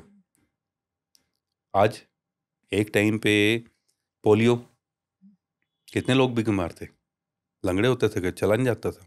अब पोलियो इरेडिकेटेड। एक टाइम पे स्मॉल पॉक्स, अब तो पूरे वर्ल्ड वाइड में स्मॉल पॉक्स नहीं है।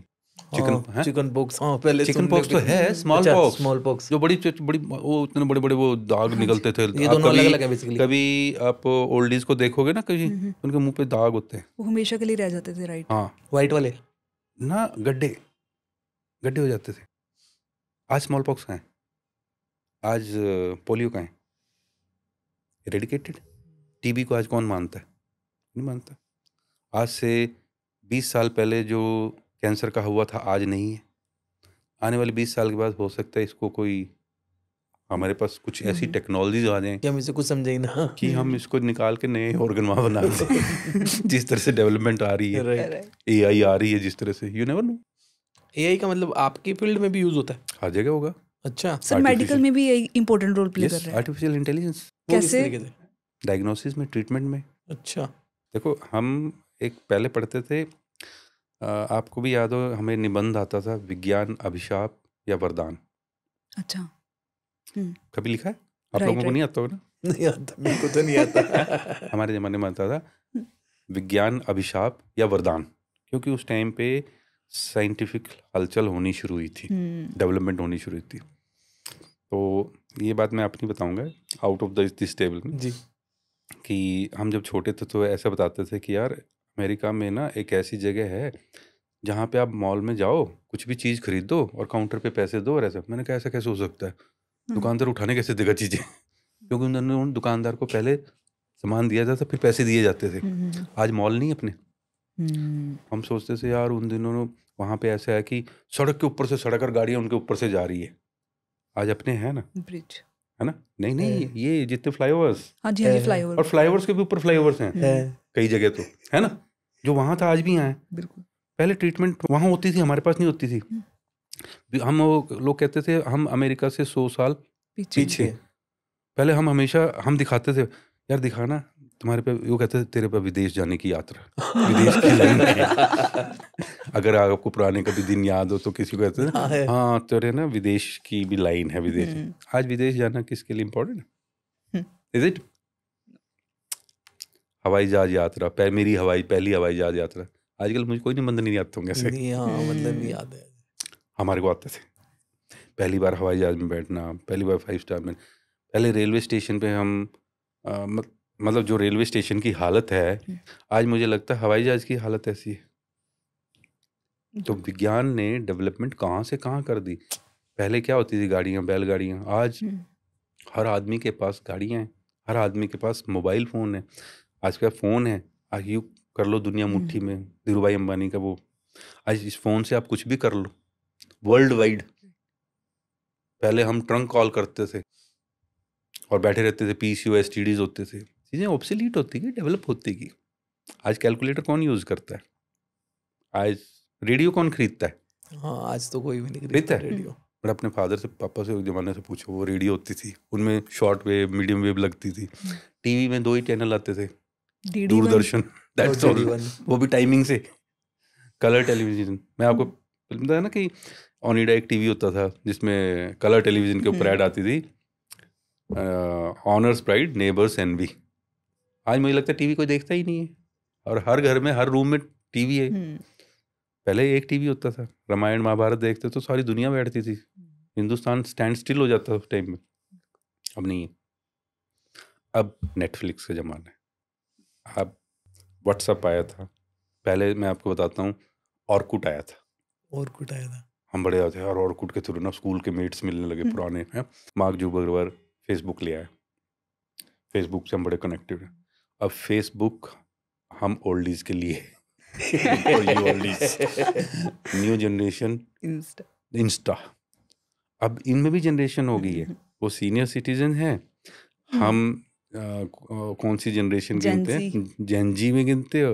अब जेन अल्फा आ रही है जेन थीटा आ गई।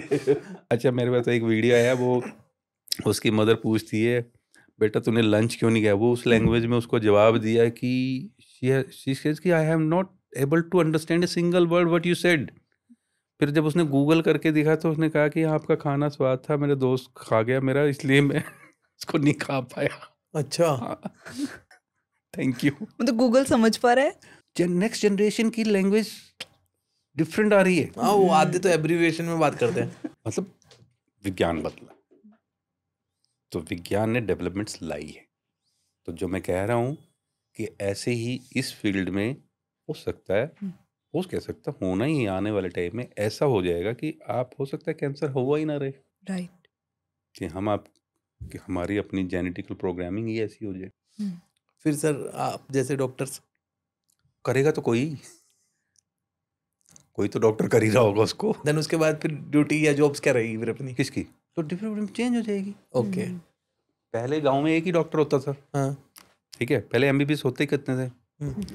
पहले एमबीबीएस मुझे लगता है कि पूरे एक मोहल गांव में या दूर दूर के गांव का इकल्ला होता होगा। पहले पढ़े लिखे लोग कितने होते थे? बहुत कम। बहुत कम। गांव में कोई 8वीं 10वीं पास कर लेता तो गुड एनफ होता था। फिर धीरे धीरे चीज़ें ज़्यादा होती गई तो लोग पढ़ने लगे, फिर एमबीबीएस होने लगे। फिर एमबीबीएस की उस टाइम वैल्यू होती थी कि डॉक्टर साहब है। फिर एक ज़माना आया एमबीबीएस की कोई वैल्यू नहीं है, एमबीबीएस इज जस्ट एक प्राइमरी वो। फिर स्पेशलिस्ट की आई, अब दौर सुपर स्पेशलिस्ट का है। ऐसा नहीं एमबीबीएस रिक्वायर्ड नहीं है, आपका बिल्डिंग ब्लॉक तो वही है, लेकिन आपकी डेवलपमेंट आगे आगे चली। पहले ये हमारे पास कहाँ होते थे, ब्रांड्स कहाँ आती थी यार हमारे पास ब्रांचेस कहाँ का। नरेश त्रिहान जी लेके आए थे अपना कार्डिक का विजन यहाँ पे, ओके। ठीक है, एंड प्रेसिडेंट ऑफ इंडिया ने he is tax exempted, Vedanta के ऑनर। बिल्कुल आइडिया नहीं सब। Naresh Trehan, doctor Naresh Trehan, he is considered the father of cardiology.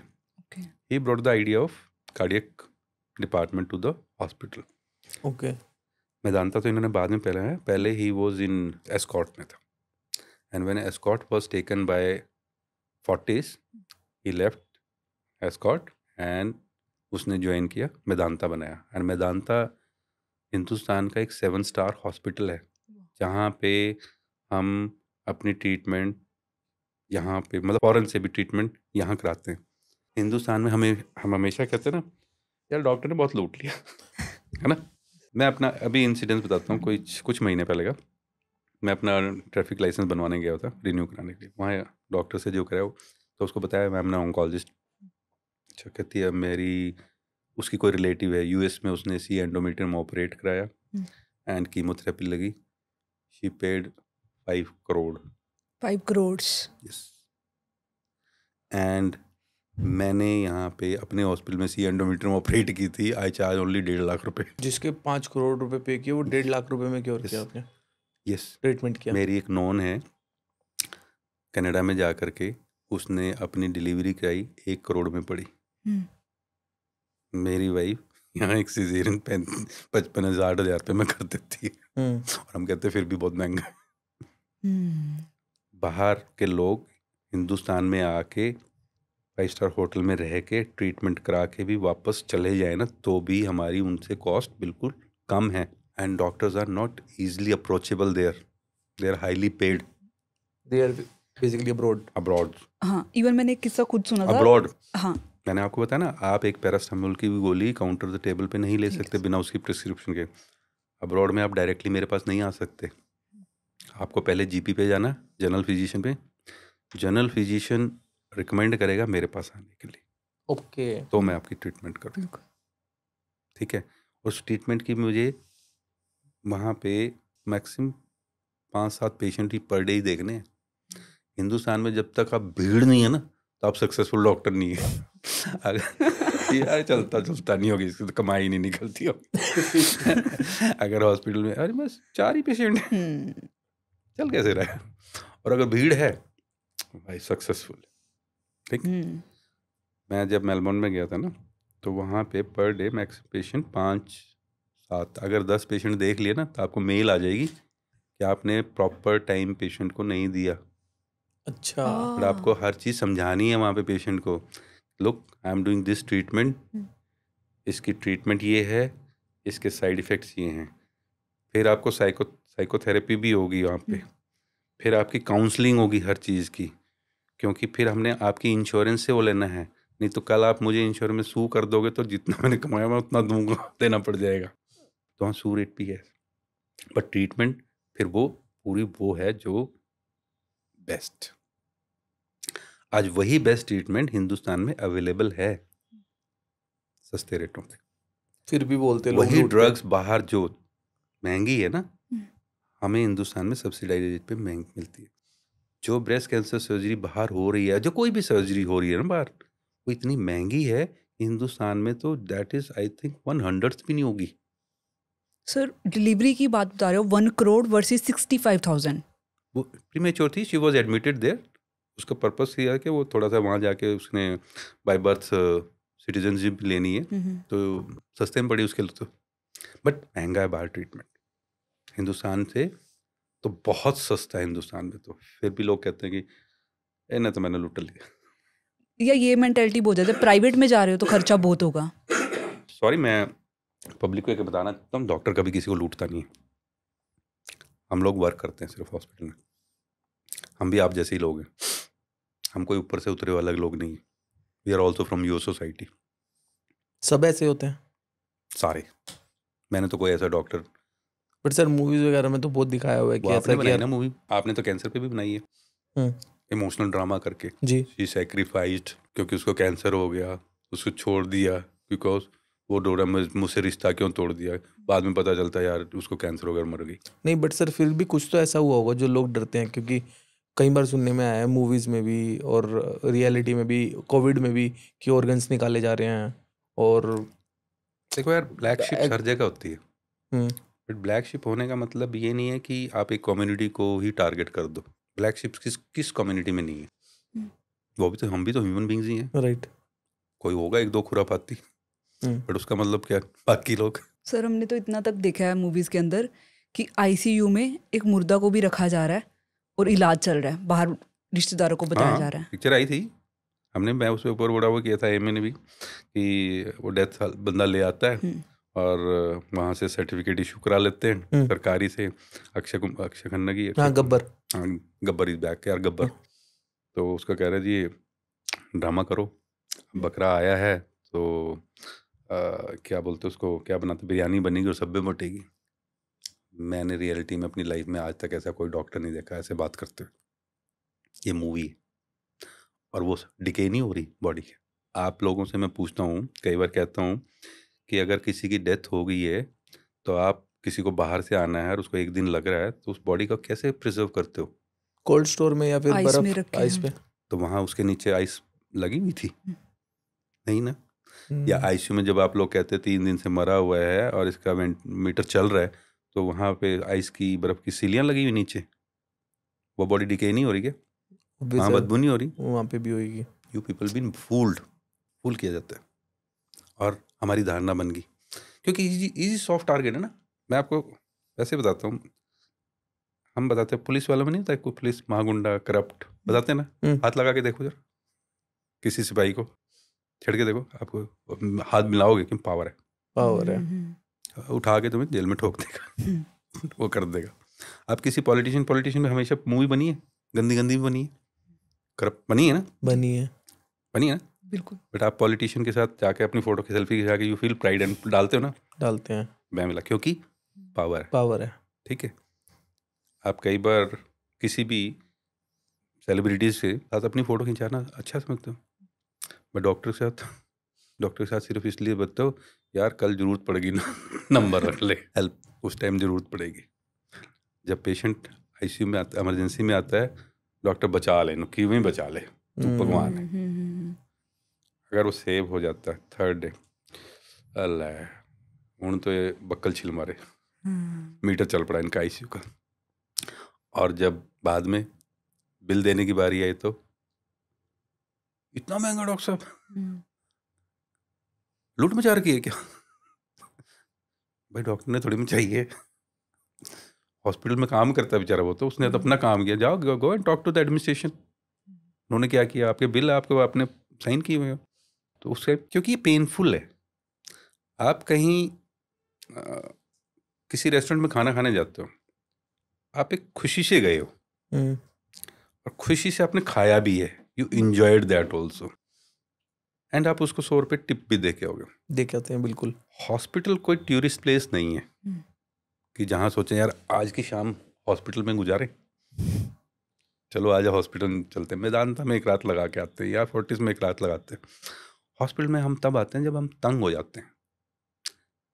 पहले सेल्फ मेडिकेशन से नहीं ठीक हुए, पहले देसी नुस्खों से, कोई तो आपको बताएगा टर्मरिक पानी पी ले, गार्गल्स कर ले, अदरक का पानी पी ले, काढ़ा बना के पी ले, उससे नहीं ठीक हुआ तो कोई नुस्खे बताएगा यार केमिस्ट से दवाई ले, फिर कोई आपका जानकार डॉक्टर होगा, उससे भी ठीक नहीं हुआ, फिर कोई कहेगा यार टेस्ट करा ले, फिर जब आपके बिल्कुल ये हो गया ना कि यार मैं हॉस्पिटल नहीं गया ना तो मरा, फिर आप हॉस्पिटल आते हो, ठीक, फिर वहाँ पे एडमिट हो गए, तो ये पेनफुल पैसे हैं आपके लिए, you are not giving it happily, you are paying it in pain, right. आप कहीं भी घूमने जाते हो, आप अपना एक बजट बनाते हो, भाई मैंने यूरोप घूमने जाना है, मैंने दुबई घूमने जाना है, मैंने गोवा घूमने जाना है, मैंने श्रीनगर से नेक्स्ट वाई जेड, आपका एक बजट होता है, एंड आप उसको बजट बना के हैप्पीली जाते हो और उसकी अपनी फ़ोटो खींच के रील्स भी बनाओगे, फेसबुक पे डालोगे या सोशल मीडिया पे डालोगे, यू फील हैप्पी। आपने कभी बजट बनाया कभी अपनी हेल्थ का इंश्योरेंस? क्यों? इम्पोर्टेंट नहीं है, क्योंकि वो जरूरत नहीं है, हम तो बीमार हो ही नहीं, जाएगा तो ये जाएगा, ये तो फलाने को हार्ट अटैक होया, फलाने को कैंसर होया, फलाने का एक्सीडेंट हुआ, फलाने का, मैं तो अजर हूँ अमर हूँ। हम कभी अपने बारे में सोचते हैं? हमें घर में हो सकती है नहीं हो सकती, वी ऑलवेज थिंक ये हुआ, but we never think about ourself. हमने अपना कभी बजट बनाया? नहीं बनाया। नहीं बनाना चाहिए, बट एक्चुअली में मैं आपको फिर कहता हूँ, बाहर अब्रॉड में health is insurance is mandatory, it's compulsory. Sir ये तो यहाँ भी मैंडेटरी कर देना चाहिए मेरे हिसाब से। एक्चुअली में कर देनी चाहिए, क्योंकि उसके बाद क्या होगा, आपकी ट्रीटमेंट एक अच्छे हॉस्पिटल में और एक अच्छे उस पे होगी। जनरली आई थिंक मैंने देखा बहुत महंगा भी नहीं है ये, अगर देखा जाए तो अराउंड ये 15,000 पर ईयर मैक्सिमम जाता है वो भी ये, है, मतलब जो भी 10 to 20 के बीच में। whatever it may be, आपने अपना एक बजट बना लो यार। अगर मैक्सिमम मेरी फैमिली को अगर कुछ भी होता है वर्स्ट टू वर्स्ट, मेरे पास 40-50 लाख रुपए लगेंगे, 20 लाख रुपए लग जाएंगे, तो I can spend at that time easily. एक उसका बजट बना के अगर एनुअल देना भी पड़ जाए तो हाउ डज इट मैटर, कल आप ट्रीटमेंट करा सकते हो। मोदी जी ने एक ट्रीटमेंट बनाई, प्रधानमंत्री जी ने आयुष्मान, उसके थ्रू काफी लोगों का ट्रीटमेंट भी हो रहा है। अच्छा, क्या था सर उसके अंदर? आप 5 लाख तक की ट्रीटमेंट किसी भी हॉस्पिटल में करा सकते हो, तो जो भी गरीब है, बट कम से कम ट्रीटमेंट तो हो जाएगी उनकी। पहले तो ट्रीटमेंट करा ही नहीं सकते। किसी भी हॉस्पिटल में मींस प्राइवेट में या प्राइवेट गवर्नमेंट में है, सरकारी में तो देखो सरकारी रेट पे ही है, अच्छा, उसमें भी है। उसमें तो देखो सरकारी में तो जो आपके हैं वो तो नो प्रॉफिट नो लॉस पे होता है। ठीक है। जैसे पीजीआई एम्स हैं, इनके तो बजट सरकार से आते हैं और सरकार इनके बजट एलोकेट करता है और उसमें वो नो प्रॉफिट नो लॉस पे होती है। मतलब दीज आर नॉट प्रॉफिटेबल, वो कि उनसे कुछ, चाहे वहाँ पे लाख रुपए हो चाहे 50,000 रुपए, वो नो प्रॉफिट नो लॉस पे है। मतलब वो पीजीआई जो की है, जो ओपीडी कंसल्टेशन वो 10 रुपए की है। हाँ, आजकल 10 रुपए तो रखता भी कौन है, सही बात है। ठीक है। That is no profit no loss. मैं वो नहीं कर सकता, प्राइवेट में नहीं कर सकते, क्योंकि हमारे को तो सारी अर्निंग उस मार्जिन से ही आनी है। और ये बिल्डिंग इक्विपमेंट्स मुझे सरकार ने फ्री, प्राइवेट में सरकार ने फ्री नहीं दिए, वो एक प्राइवेट हॉस्पिटल है तो उसकी तो कॉस्ट बढ़ेगी। फिर कॉस्ट बढ़ेगी तो देखो वहाँ पे हर कोई आ नहीं जाएगा, हर कोई अफोर्ड नहीं कर पाएगा। तो इसलिए जो अफोर्डिंग है या जो कैशलेस हैं जिनके पास या जिनकी इंश्योरेंस है, वो एक अच्छे हॉस्पिटल में अच्छी ट्रीटमेंट करा पाएंगे। आप पीजीआई जाओ, पीजीआई में भीड़ लगी हुई है, डेली कम से कम भी ऑन एन एवरेज 15-20 हज़ार पेशेंट पर डे आते हैं, पर डे 15-20 हज़ार। उनके साथ उनके रिश्तेदार भी होंगे। हम्म। आप सोचो 30-35 हज़ार लोग इकट्ठे कर दो तो एक जगह तो कितने होंगे? सारे तो नहीं अकोमोडेट कर पाते होंगे। पीजीआई में कितने होंगे? 3-4 हज़ार बेड होंगे, बाकी कहाँ जाएंगे?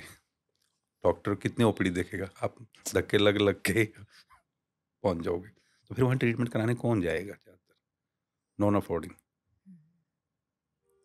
ठीक है। जो अफोर्डिंग है वो क्या करेगा? वो तो प्राइवेट में Private। जाएगा, वो obvious जाएगा है। अपनी कंफर्ट जोन से, वहाँ जाएगा अपने उसके लिए। तो इसलिए अगर उसकी है तो उस टाइम उसको छुएंगे नहीं। सर अफोर्डेबिलिटी तो चलो समझ में आती है प्राइवेट और गवर्नमेंट में, अगर ट्रीटमेंट की बात करें वो सेम होता है दोनों में? Almost, ओके, अगर आपको गवर्नमेंट में भी फैसिलिटीज मिल रही है या बेड मिल रहा है तो ट्रीटमेंट आज सेम है। प्राइवेट हॉस्पिटल्स में भी फैसिलिटीज अच्छी है। बट सर एक डिफरेंस मैं शेयर करना चाहूँगी। जैसे भी हम गवर्नमेंट हॉस्पिटल में जा रहे हैं, वहाँ पे डॉक्टर साहब को पता है कि कितने पेशेंट्स देखने हैं, वो टाइम कभी नहीं दे पाते पेशेंट से बात करने में। जैसे आपकी बात थी, सबसे पहले आप पेशेंट को जानते हो, उसको क्या हुआ है उसको समझते हो, फिर उसके फेज में आते हो। तो मैम बट गवर्नमेंट में तो कभी ऐसा नहीं तो होता। नंबर ऑफ पेशेंट्स देखो ना ma'am. Right. I have to, मतलब मेरे को कंप्लीट करना 9 बजे से 5 बजे तक। भीड़ पड़ी है, बाहर खड़े हैं कम से कम भी 400 लोग, तो आप डिवाइड कर लो मैं एक पेशेंट को कितना टाइम दे पाऊंगा। वही सिर्फ वो पर्ची पे लिखते हैं और आगे नेक्स्ट, क्या फिर करें? नेक्स्ट। एक बात बताओ, मेरे पास घंटे तो मेरे पास भी उतने ही है ना। बिल्कुल। 9 से 5 में 8 घंटे हैं। 8 घंटे में 1 घंटे में 60 मिनट है, तो 8 से 48 कितनी मिनट हुई? और 480 480 मिनट, 400 मरीज बाहर है, तो वही तो एक पेशेंट को कितना मिनट मिला? 1 मिनट मुश्किल से। उसमें मैंने देखना भी है, लिखना भी, समझना भी और आगे एग्जामिन भी करना है। प्राइवेट में मेरे 400 मरीज नहीं है, मेरे 40 ही मरीज हैं, 8 घंटे मेरे पास है, तो अब 10 तो मिनट एक दे रहे हो और पेशेंट को समझ कितना रहे हो। जाएगा? 10 मिनट ज़्यादा गई, हाँ तो ज़्यादा जाएगा। ज़्यादा जाएगी ना, तो इसीलिए फिर कॉस्ट का फर्क पड़े। राइट राइट, फिर कॉस्ट का डिफरेंस आ जाएगा। इसलिए प्राइवेट महंगा हो जाता है। राइट। तो सर मैं ना पूछ रहा था, आप डेली इतने सारे पेशेंट्स के साथ एनकाउंटर होता है, तो आप अपनी पर्सनल लाइफ को इमोशनली कैसे बैलेंस रखते हो? बुद्ध भगवान ने एक चीज़ कही थी कि वीणा की तार उतनी खींचो जितना उसमें से अच्छा सुर निकला। ज़्यादा खींच दोगे तो टूट जाएगी, ढीली छोड़ोगे तो सुर नहीं निकलेगा। बैलेंस तो आपको ही बनाना है। आपको अपनी फैमिली को भी टाइम देना है, बिल्कुल। आपने अपने आप को भी टाइम देना है, अपने पेशेंट को भी टाइम देना है। बैलेंस तो आपको। सर फिर भी इतने मतलब दुखी वाले केस एवरीडे देखते हैं आईसीयू हमारी में, तो लाइफ कैसे ऐसी है बैलेंस होती हैं चीजें? कि हम सुबह उठ जाके लोगों का दुख सुनते हैं, भाई कहले कहते हैं भाई तो तकलीफ क्या है? राइट, ऐसे पूछते हैं। यही पूछते हो। हैं? रात को अपनी तकलीफ गा के सो जाते हैं। It's now our profession. कई बार तो पेशेंट डिक्लेयर कर देते हैं, भाई डिक्लेयर कर दो इसको, इज नो मोर। और इधर क्या यार, सुबह से भूख लगी, फटाफट समोसे मंगा खाने। तो we have to balance with this. And हर प्रोफेशन में उनका फिर प्रोफेशनलिज्म ऐसे आ जाता है। तो you have to balance. Balance नहीं करोगे तो आप कहीं ना कहीं इम्बैलेंस हो जाओगे। सर जैसे ये 2 सिनेरियो आपने बताए हैं ना, एक में तो बेसिकली इलाज के बाद बंदा बच जाता है और एक में नो मोर, तो बहुत अलग अलग तरीके का एक्सपीरियंस होता होगा ना उसके अंदर। बिल्कुल होता है। बच जाता होगा तो बच जाता है तो आप बहुत अच्छा फील करते हो, जब you become God for him. वो आपके लिए इतनी दुआएं देते हैं, उसकी फैमिली आपको इतना करती है कि डॉक्टर साहब आपने मेरा बचा दिया, आप तो हमारे लिए एक सेकंड गॉड हो गया। मैं हमेशा अपने पेशेंट जो ठीक होते हैं उनको हमेशा 3 चीज़ें कहता हूँ। नंबर 1, तो इस बीमारी का इलाज हो सकता है, लोगों को बताओ किसी को है तो इस बीमारी का इलाज हो सकता है। नंबर 2, कोई गरीब मिले तो उसकी भला कर दो, उसकी हेल्प कर दो। थर्ड, तुम मंदिर जाते हो, मस्जिद जाते हो, गुरुद्वारे जाते हो, कहीं भी जाते हो, उस ऑलमाइटी को थैंक यू बोलो। At the and he is the doer, I become only A media. तो करने वाला तो वही है। मैं अगर करने वाला होता या मुझ में इतनी ताकत होती तो मेरा कोई मरीज नहीं एक्सपायर होता, क्या बात सारे है, बचते। सही कहा। उसकी डेस्टिनी है, मैं मीडिएटर बना हूँ, आई एम थैंकफुल। जो बच जाता है, बट उसको 3 चीज़ें जरूर बोलता हूँ। अगर वो 3 चीज़ों में मैं कहता हूँ किसी एक को भी टाइमली भेज देता है तो किसी की लाइफ बच गई। राइट, बिल्कुल। अदरवाइज लोगों में अवेयरनेस जाती ही नहीं है। घरेलू नुस्खे जो हम प्यारे कहते हैं उन्हीं में फंसे रहते हैं, ट्रीटमेंट ही नहीं करवाते। और सेकंड सिचुएशन होती है जिसमें बंदा नहीं कई बार रहता, पेशेंट then- देखो हमारे क्या होता है, एक पेशेंट की एक दिन की ट्रीटमेंट नहीं है, it's for months and years. We also get emotional attached, हम भी उनसे इमोशनल अटैच होते हैं। वी ऑल्सो फील बैड, यार बड़ी मेहनत की, बट क्या कर सकते हैं, एट द एंड ऑफ तो कर क्या सकते हो। नहीं मतलब वो कोऑपरेट करते हैं जो उनकी फैमिली है, क्योंकि बिकॉज हाँ देखो, एक मेरी बात सुनो, पेशेंट को अच्छे से पता चलता है कि अगला डॉक्टर मूर्ख बना रहा है कि उसका ट्रीटमेंट ठीक कर रहा है कि नहीं कर रहा है। आप किसी की आंखों को झूठ नहीं बोल सकते। और वो पुरानी कहावत है, काठ की हांडी बार बार नहीं चढ़ती, अगले को समझ आती है, ठीक है, उसको जेन्युइन लगती है तभी आपसे टीका होता है। जिस दिन उसको जेन्युइन लगी वो आपके पास नहीं आएगा। एंड हमारे प्राइवेट में तो कोई ज़बरदस्ती नहीं है, they are coming because they have got faith. और फेथ एक ऐसी चीज़ है जो कहते हैं कि माउंटेन्स हिला देती है। जैसे आपने मांझी का नाम सुनो, बिल्कुल, दशरथ मांझी सुना ना जी। जब तक उसकी वाइफ बीमार थी, हम्म। उसको लेके इतनी दूर से घूम के जाना पड़ता था, तो लेके गया। वो कहते जी आप थोड़ा जल्दी आ जाते तो शायद बच जाती। तो उसने एक हथौड़ी ली, पहाड़ और तोड़ना लग स्टार्ट पहाड़ तोड़ने वाला। लोग हंसे भी, अरे मूर्ख कितना बड़ा पहाड़ तोड़ेगा, पर तोड़ के माना। बिल्कुल, कह रहा सर लोगों के लिए कर दिया। बिल्कुल कर दिया। आज जो आप एक पेड़ लगाते हो, हम लोग हमेशा कहते हैं ना सेव क्लाइमेट सेव अर्थ। आज एक पेड़ लगाते हो, जरूरी नहीं है उसके फल आप खाओगे या उसकी छाया में आप बैठोगे, आपके बच्चे भी तो बैठेंगे। हम जो भी करते हैं जरूरी थोड़ी वो आप अपने लिए करोगे, आप अपनी एक ह्यूमैनिटी के लिए करोगे। तो कहने का मतलब है कि अगर पेशेंट को अगर डॉक्टर पे फेथ है ना, और विश्वास किसी का डॉक्टर यूजली नहीं तोड़ता। मैंने आज तक कोई ऐसा डॉक्टर नहीं देखा कि ये कहे आज मैंने 2 पेशेंट मार दिए आज मैंने 1 टपका दिया। सुना कभी है? या यार आज मैंने ना गलती से क्या हुआ, मेरे मन किया इसके, आज मैंने चाकू गले में मार दिया है। वो कहते हैं ना डॉक्टर ने गलती से मार दिया, डॉक्टर ने गलत इंजेक्शन दे दिया। भाई मैं इतना पढ़ लिख के भी मुझे गलत इंजेक्शन सही इंजेक्शन भी नहीं पता, और तू अनपढ़ मतलब नॉन मेडिकल, तुझे पता है कि कौन सा सही इंजेक्शन था? कमाल है, बताओ मुझे। ओटी में हमारे साथ भी होता है। मैं अपना एक इंसिडेंट बताता हूँ, and it happens with me. मेरा पेशेंट था सी ओवरी का। हमने सैटरडे एडमिट किया, वर्कअप किया, सारा वर्कअप करके प्री एनेस्थेटिक चेकअप करके संडे के लिए प्लान था, प्लान सर्जरी कि कल इसको प्लान सर्जरी करें। मेरे ऑन्को सर्जन, एनेस्थेटिस्ट असिस्टेंट सारे आए हुए। पेशेंट को ओटी में ले गया, मैं ऊपर छत पे टहल रहा था। थोड़ी देर बाद ही एक भागा भागा आया, कहते सर ओटी में आ जाओ। मैंने कहा I am not surgeon, I am a radiation oncologist, ठीक है, मैं कंसल्टेंट वो, मैं सर्जन नहीं हूँ, तो क्या करना है? नहीं सर अर्जेंट बुलाया। मैंने जाके देखा, भाई इंटूबेट हुआ था, प्रोपोफोल दिया था बेहोश करने के लिए, and it's a flat line monitor. और मैंने कहा ये क्या हुआ, बाहर 6 सरदार खड़े हैं 6-6 फुट के, आज तो पिटा तू मैंने मन ही मन में सोचा, सीरियसली देखो फेथ की और उसकी क्या होती है। मैंने कहा CPCR करो, इंटूबेटेड था, we keep on doing CPCR revive करने के लिए।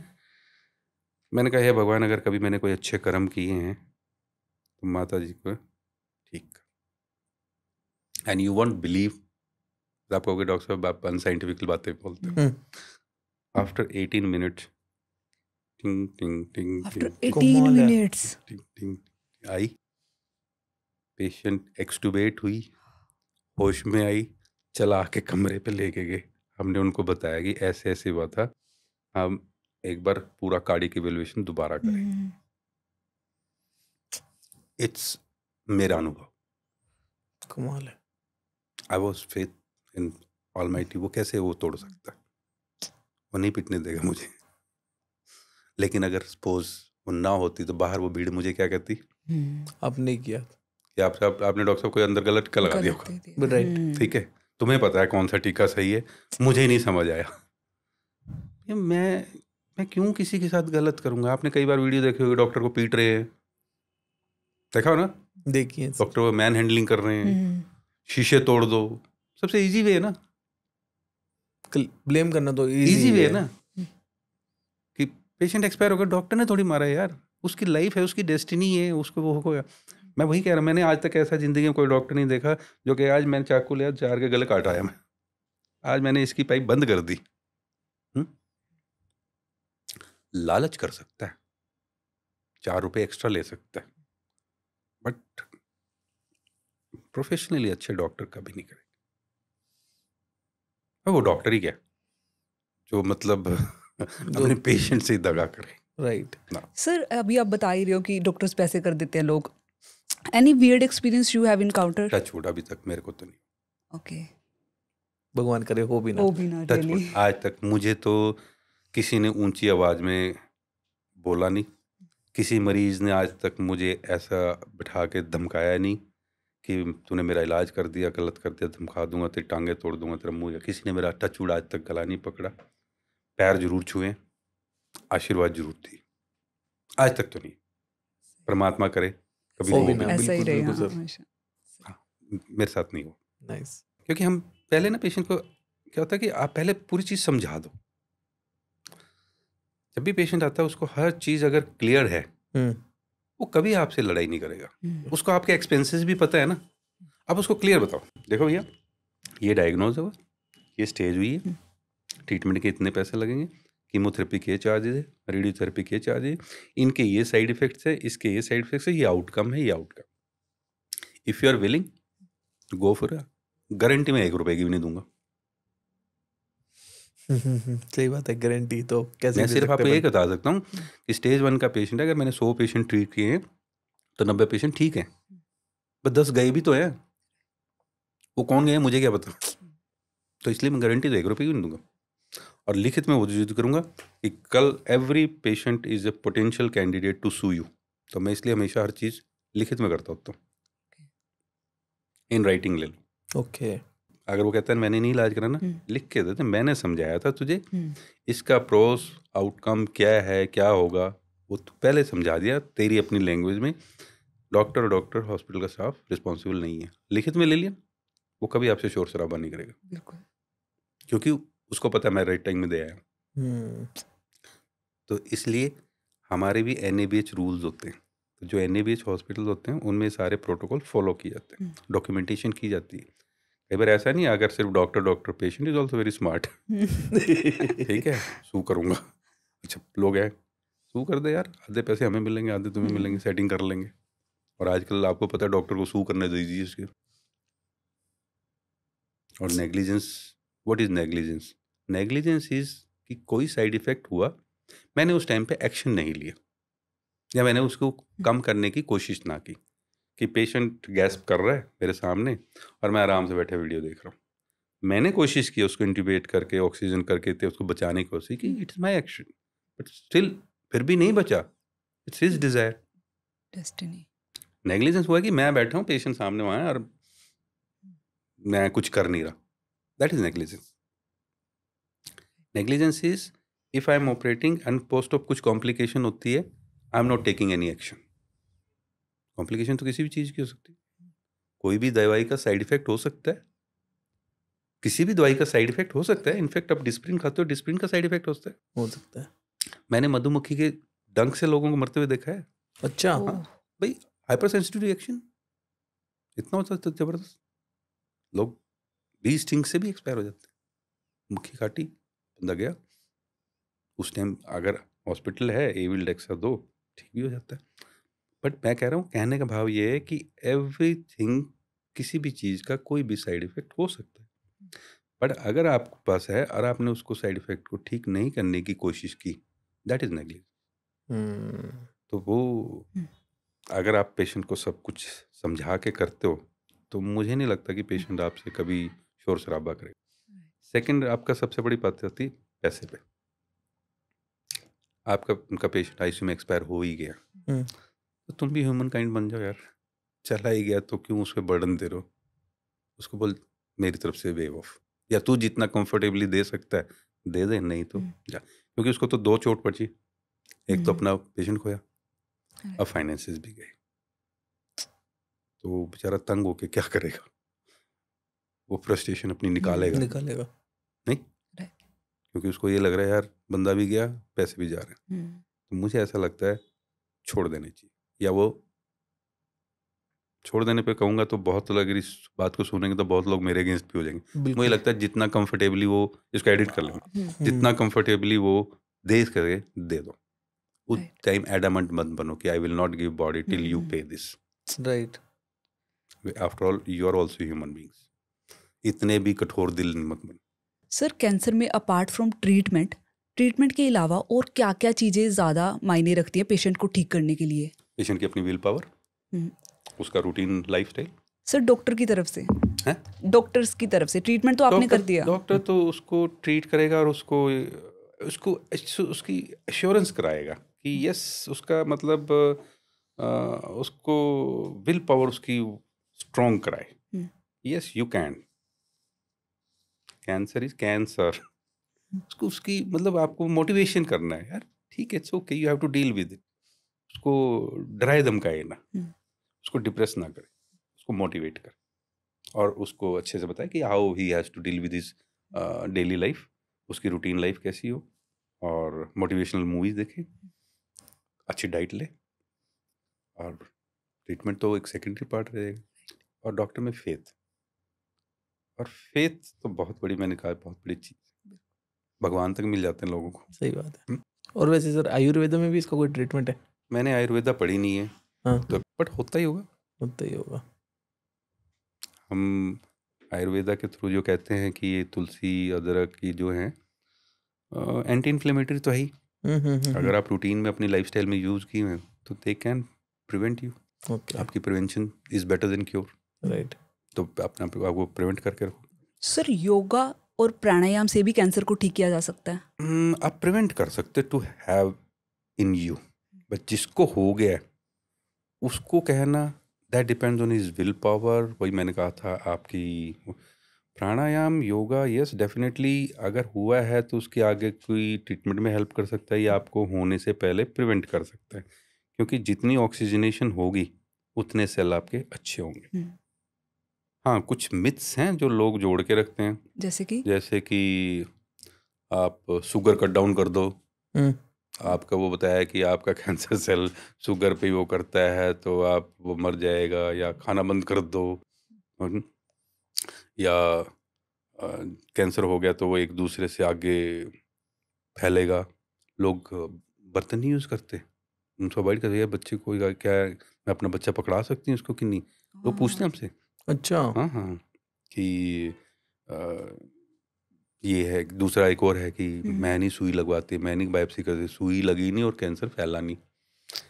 ये मिथ्स हैं कि भाई मैं बायोप्सी करानी ही नहीं, मैं सुई लगवानी नहीं, मैं तो पढ़ा है कि सुई लगी और कैंसर सेल फैल जाएंगे। ये कोई वो थोड़ी है कि यहाँ से सारा आगे गया, भाई जब तक डायग्नोज तो उन्हीं से होना है। मिथ्स हैं। मैंने कीमोथेरेपी करानी नहीं, कीमोथेरेपी जिसकी कराई वो तो मर गया, वो तो बड़ी मुश्किल है। नहीं नहीं, आजकल कीमोथेरेपी के साइड इफेक्ट्स ऑलमोस्ट ना के बराबर हो गए, ऑलमोस्ट ना के बराबर। वॉमिटिंग नहीं होने देते, नोजिया नहीं होने देते, न्यूट्रोपीनिया नहीं होने देते, ऑलमोस्ट ना, क्योंकि इन सब की आजकल स्पोर्टिव थेरेपीज है। तो जो पहले साइड इफेक्ट्स आते थे वो नहीं। कई लोग कहते हैं कि रेडिएशन नहीं करवानी, इससे तो जल ही जाएगा, ये हो जाएगा, और आपके तो बहुत अल्सर हो जाएंगे, ये होंगे। आजकल टेक्नोलॉजी ऐसी ऐसी आ गई है, IMRT, IGRT, stereotactic radiotherapy, stereotactic radiotherapy, side effects ना के बराबर है। सर कैंसर ऐसे भी होता है कि किस एज के लोगों को ज़्यादा हो सकता है या बच्चों को बिल्कुल भी नहीं हो सकता? मैंने बताया no age is away from कि कैंसर ना हो, बट कैंसर के हम अलग अलग कहते हैं। ज़्यादातर ये एल्डरलीज में होता है, बट हम डिपार्टमेंट है हमारे जहाँ पे पीडियाट्रिक ऑन्कोलॉजी गिनते हैं, यहाँ बच्चों को कैंसर होता है। ल्यूकीमियाज जो होता है बच्चों को कई होता है, कुछ ट्यूमर्स फीमेल्स को ही होते हैं, ओवेरियन, ब्रेस्ट ज़्यादातर, कुछ मेल्स को ज़्यादा हैं, जैसे लंग्स है, ओरल कैविटीज है, बिकॉज स्मोकर्स हैं, कोहलिक हैं। तो कोई भी एज ऐसी नहीं है जिसमें ट्यूमर ना हो, बट कुछ कहते हैं कि यस, जैसे प्रोस्टेट कैंसर यूजली एल्डरली में ही होना है। दूसरे कैंसर जैसे हैं जो ज़्यादा, बट मैंने 19 साल की अनमैरिड लेडी भी ब्रेस्ट कैंसर से देखी, 21 साल की लड़की भी सी रेक्टम से ट्रीट की, 8 साल का multiple myeloma, rarest of rare, देखें। आपने बताया कि टाइप्स ऑफ कैंसर तो बहुत सारे होते हैं, वैसे जैसे अब आप बता रहे हो मोस्ट कॉमनली कैंसर्स कौन से हैं, मतलब जो ज़्यादा ही आते हैं? Head and neck, because Hindustan में स्मोकर गुटखा हाँ ज़्यादातर है। सेकंड ब्रेस्ट, फिर सर्विक्स, और बड़ों में प्रोस्टेट, मैक्सिमम ऐसे ही। दिस 4 5 सर स्ट्रेस से भी कैंसर हो सकता है? साइंटिफिकली तो डिज़ाइन नहीं है, बट कई जगह गिना भी गया है।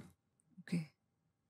जब डॉक्टर्स भी बीमार होते हैं तो क्या वो भी डॉक्टर्स के पास जाते हैं? Of course. आप भी जाते हो? या आपको पता है कि हाँ ये ट्रीटमेंट ले लेंगे? एक्चुअली क्या है, क्वेश्चन बहुत बढ़िया है। Doctor are the worst patient. हाँ, भाई doctors are the worst patient, ऐसा क्यों? क्योंकि उसको पता है इसका आउटकम, ट्रीटमेंट, साइड इफेक्ट्स क्या क्या है। जैसे मैं एक लेमैन को बोल दूं ना कि भाई तेरे को ये हो गया है एंड स्टॉप, वो फॉलो करेगा, हम्म वो आपको रिलीजियसली फॉलो करेगा। बट अगर डॉक्टर को कुछ है और उसको बोल दिया चलना, doctor are the worst patient, क्योंकि मुझे पता है मुझे क्या करना है, ठीक है, और इसका आउटकम या साइड इफेक्ट या क्या होंगे क्या क्या नहीं होंगे पता है, बैक ऑफ द माइंड पड़ा हुआ है। तो इसलिए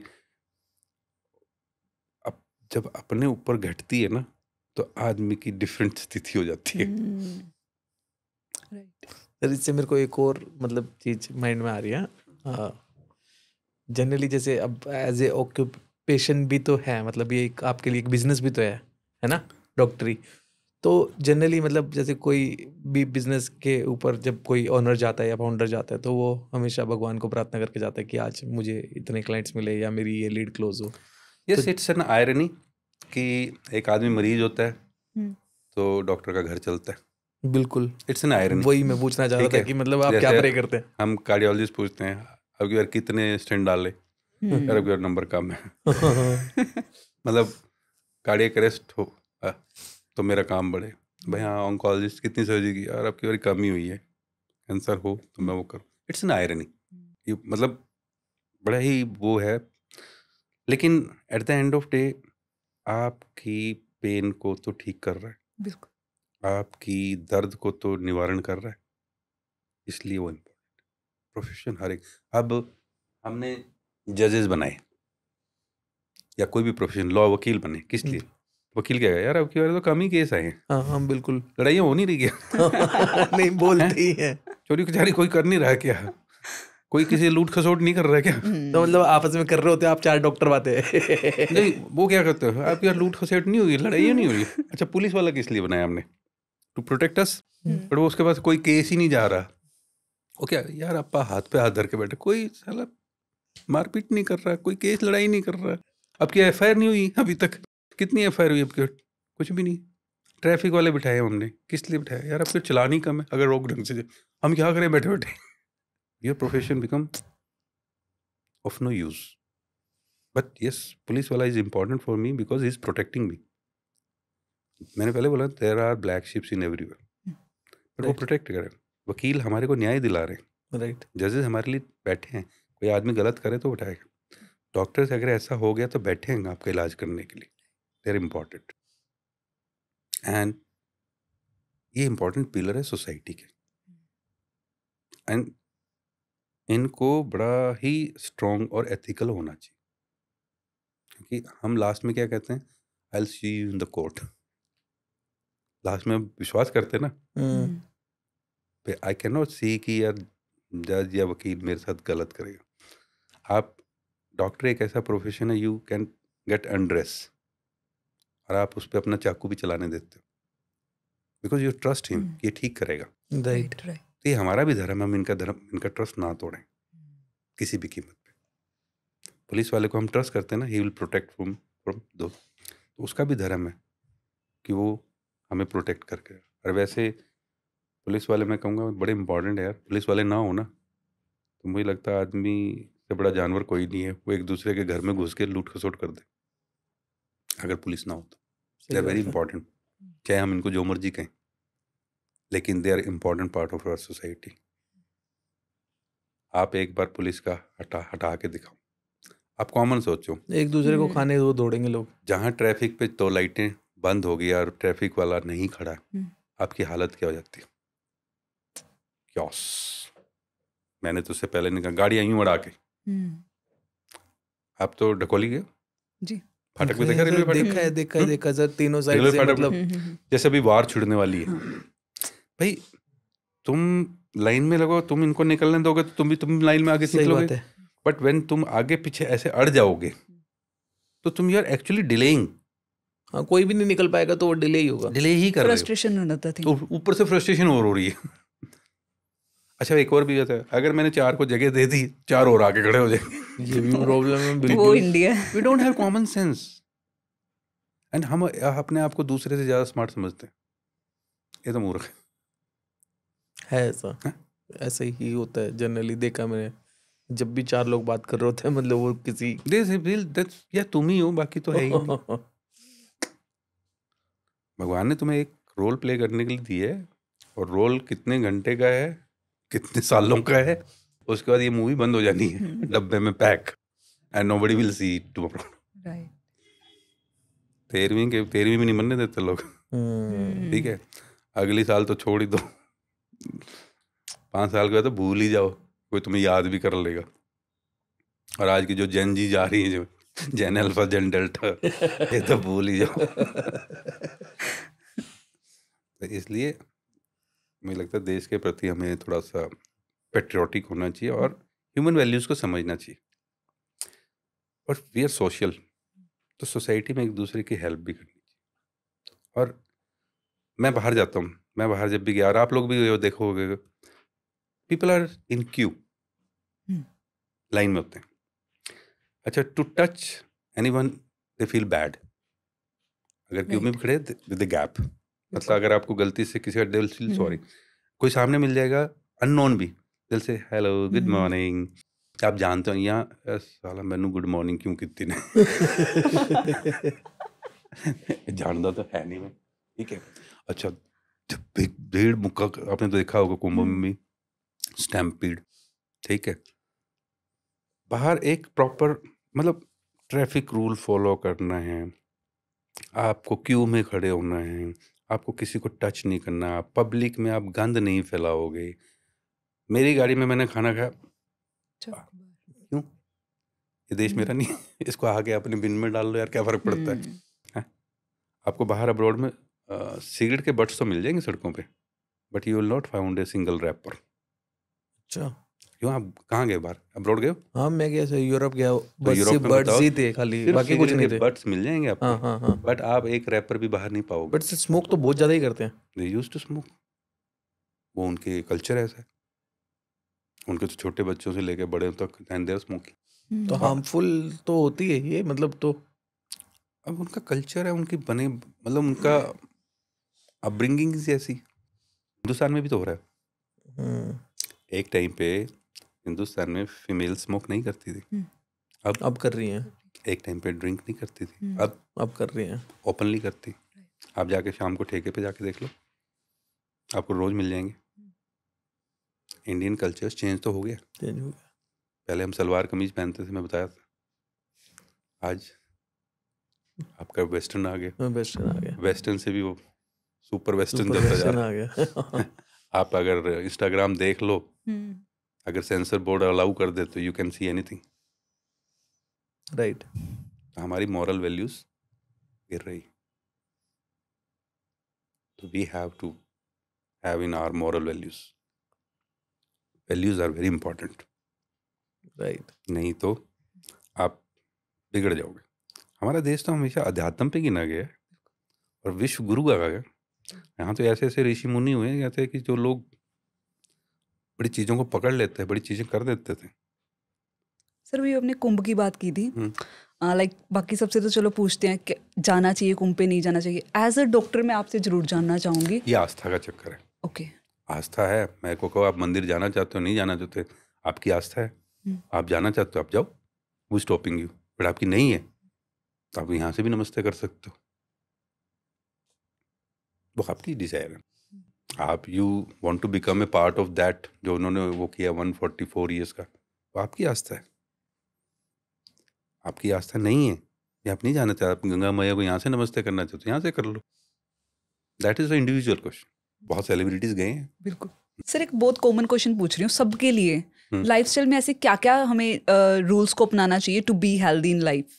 have good sleep, be cool and calm, have good food, go for your routine walks, routine exercise, don't take stress, and be happy. बहुत सिंपल कर दिया आपने। बहुत सिंपल तो कर दिया, बट इंडिया में अगर फूड ही नहीं अच्छा मिलेगा तो हम कहाँ से लेके आएंगे? मैम फूड देता कौन है? हम इंटरकनेक्टेड एक दूसरे से। आप हाँ। कहोगे इंडिया में अगर हेल्थी अच्छी नहीं तो मैं कौन दूँ? मैं नहीं दूंगा तो कौन देगा? अब फार्मर नहीं देगा तो कौन देगा? We have to. तभी तो मैंने कहा था ना, law has to be strong. तो उनको स्ट्रॉन्ग बनेंगे, पहले से चीज़ें इंप्रूव हुई भी हैं, पहले से चीज़ें बेटर भी हुई है। कुछ हमें देखना है कि हम जो छोटी चीज़ें अपने पास कर सकते हैं, जैसे स्पोल, हर आदमी अपना एक छोटा किचन गार्डन बना सकता है। छोटा तो कर ही सकते हो। आपने सामान लाना है, कोई अच्छी जगह से ले आओ, डोंट बाय फ्रॉम उससे, टेक इट फ्रॉम गुड। और फूड का है तो दूसरा, आप खुश तो आप रहना आपके हाथ में ही है, बिल्कुल नींद तो आपके हाथ में है, बिल्कुल वॉक तो आपके हाथ में है। जी। सर जैसे अब आपने बताया फूड के अंदर अडल्ट्रेशन बढ़ गई हुई है, तो अगर हम पुराने टाइम की बात करें तब नहीं होती थी शायद फूड में अल्ट्रेशन, या तब भी होती थी? नहीं, तब नहीं थी। तब नहीं थी। तो एज कम्पेयर टू मतलब लाइफस्टाइल पहले अच्छा था या अब अच्छा है? मतलब यानी कि पहले लाइफस्टाइल अब ज़्यादा अच्छा है। वही इतना अडल्ट्रेशन होने के बाद भी बाकी चीज़ें तो आई, बाकी चीज़ें लाइक बाकी आपकी कितनी आपकी हेल्थ फैसिलिटीज़ आ गई है, फैसिलिटीज, आपकी ट्रीटमेंट हो रही है, आपकी सड़कें अच्छी हो गई हैं, आपका लाइफस्टाइल पहले से अच्छा हो गया। पहले कच्चे घर होते थे, अब पक्के हो रहे हैं। लोग पहले फाइनेंशियली वीक थे, अब फाइनेंशियली वेल टू डू हो रहे हैं। पहले लोग एजुकेटेड नहीं थे, अब एजुकेटेड हो रहे हैं। एक टाइम पे फीमेल्स एजुकेटेड कहाँ थी? नहीं दी, लड़कियों को स्कूल जाने कहाँ दिया जाता था? नहीं दिया जाता। नहीं जाता था ना। No. आज स्कूल इज़ मैंडेटरी। और तो और जो लो सोशियो इकोनॉमिक स्टेटस के, उनके लिए फ्री एजुकेशन हो गई है। मैं देखता होता हूँ कई बार कि ये बच्चे, जो आपने देखा हो ना, सलवार कमीज में जाते हैं बच्चे, हाँ जी। सरकारी स्कूलों में जा रहे हैं, पढ़ तो रहे हैं। जी आप पढ़ोगे तभी तो किसी से अपने राइट्स मांगोगे। जब आपको पता ही नहीं है तो आप राइट्स क्या मांगोगे? मांगोगे? नहीं मांग पाएंगे। राज गंवारों पे किया जा सकता है, राज गरीबों पे किया जा सकता है, राज पढ़े लिखों पे नहीं होगा, वो रेबेल कर देंगे। क्या बात है, ठीक है, बिल्कुल पर अगर एजुकेटेड हो तभी तो राइट्स मांगोगे। बिल्कुल जब एजुकेटेड ही नहीं है तो फीमेल क्या राइट मांगेगी? सही बात है। आजकल आपको लोगों का कभी वो आता है ऐसे कि दहेज प्रथा, या वो स्टोव में जल के मर गई? नहीं, नहीं ना। अब तो नहीं। हमारे टाइम पे होता था, पहले लोग कर भी देते थे। फीमेल्स के राइट्स उनको पता ही नहीं थे, उनको पढ़ने ही नहीं दिया जाता था। और जब तक पढ़े हुए नहीं तो आप पूछोगे क्या? सही बात है। तो इसलिए लाइफस्टाइल पहले से तो बेटर हुआ है। देखो फीमेल्स अच्छी हुई है, हमारा खान पीन वैसे तो अच्छा हुआ है, एडल्ट्रेशन तो है, बट डिफरेंट वैरायटीज तो आ गई। हर जगह पे इतनी भी एडल्ट्रेशन होगी, हर जगह ही मिली हो। कुछ लोग मिला रहे होंगे, कुछ लोग ऑर्गेनिक भी दे के बेच रहे हैं। हाँ, लोग ये भी तो है ऑर्गेनिक फार्मिंग का, बिल्कुल है, वो चाहे महंगी हो, लाने वाले वहां से ला रहे हैं। ला रहे हैं। मेरा एक मतलब पूछने का मतलब ये भी था कि लाइफ स्पैन अडल्ट्रेशन की वजह से घटा है, क्योंकि बिकॉज कहते थे कि पहले सब कुछ खाना पीना देसी होता था, है ना, सब कुछ डायरेक्ट फार्म टू फ्रेश मतलब ना, आता था। हमारी दादी नानी कहते थे हमारे घर में ही खेत होते थे और हम तुमसे बहुत हट्टे कट्टे थे, हम ज्यादा हेल्दी 100 फील साल करते थे और जीते थे जीते लोग। थे 100 साल। अब गूगल कर लो, गूगल कर लो 1947 में इंडिया की मीडियन लाइफ एक्सपेक्टेंसी कितनी थी और आज कितनी है। आपको दूध का दूध, पानी का पानी पता चलेगा। अच्छा, इट वॉज 1947 के आसपास, it was hardly 32-35%। So it's 31। हाँ, और आज इट्स 74+। 32 ईयर्स दिखा रहा हाँ, है मैं भी कह रहा हूँ 32-35 साल। मैंने भी एक रफ़ी तो ये बताया। कितनी हैरानी की बात है, उस टाइम खुद काम करते थे, खुद अच्छा खाते थे, इतने एक्टिव थे। क्या अच्छा था? नहीं, हमने क्या सुना है अच्छा सर था ये। खाने का? दूध घी बस, दैट्स ऑल। 4 भैंसें पाल ली हम्म। और वो कनक होगी, चावल लोगे, बाकी किसका अच्छा था? गूगल तो झूठ नहीं बोला पर गूगल तो खैर कहाँ ही झूठ बोलेगा, लाइफ मतलब एक्सपेक्टेंसी 32 साल, 32 साल। आज की 74 साल।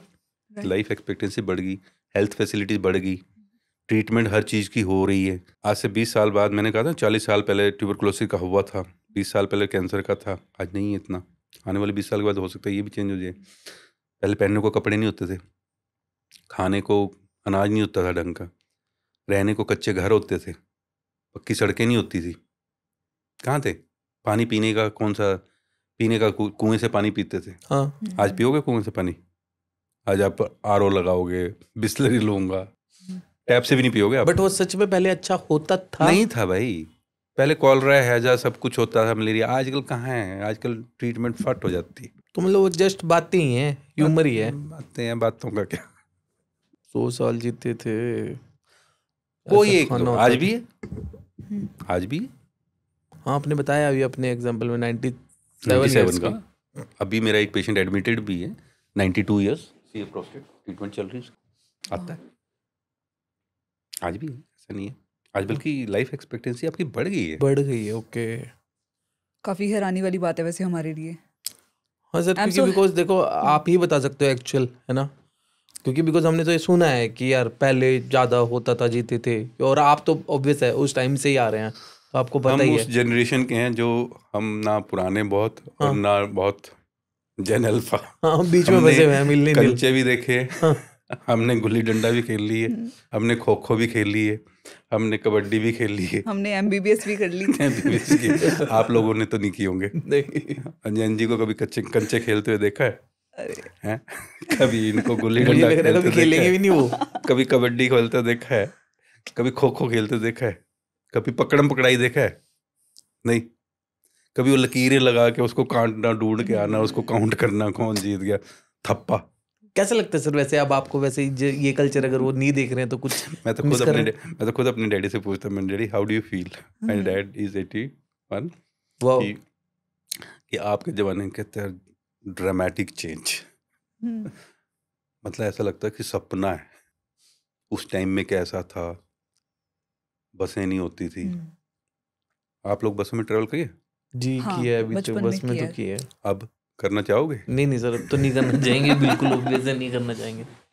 क्योंकि अब हमारे पास अपनी अपनी कन्वीनियंस आ गई, राइट। गाड़ियाँ आ गई।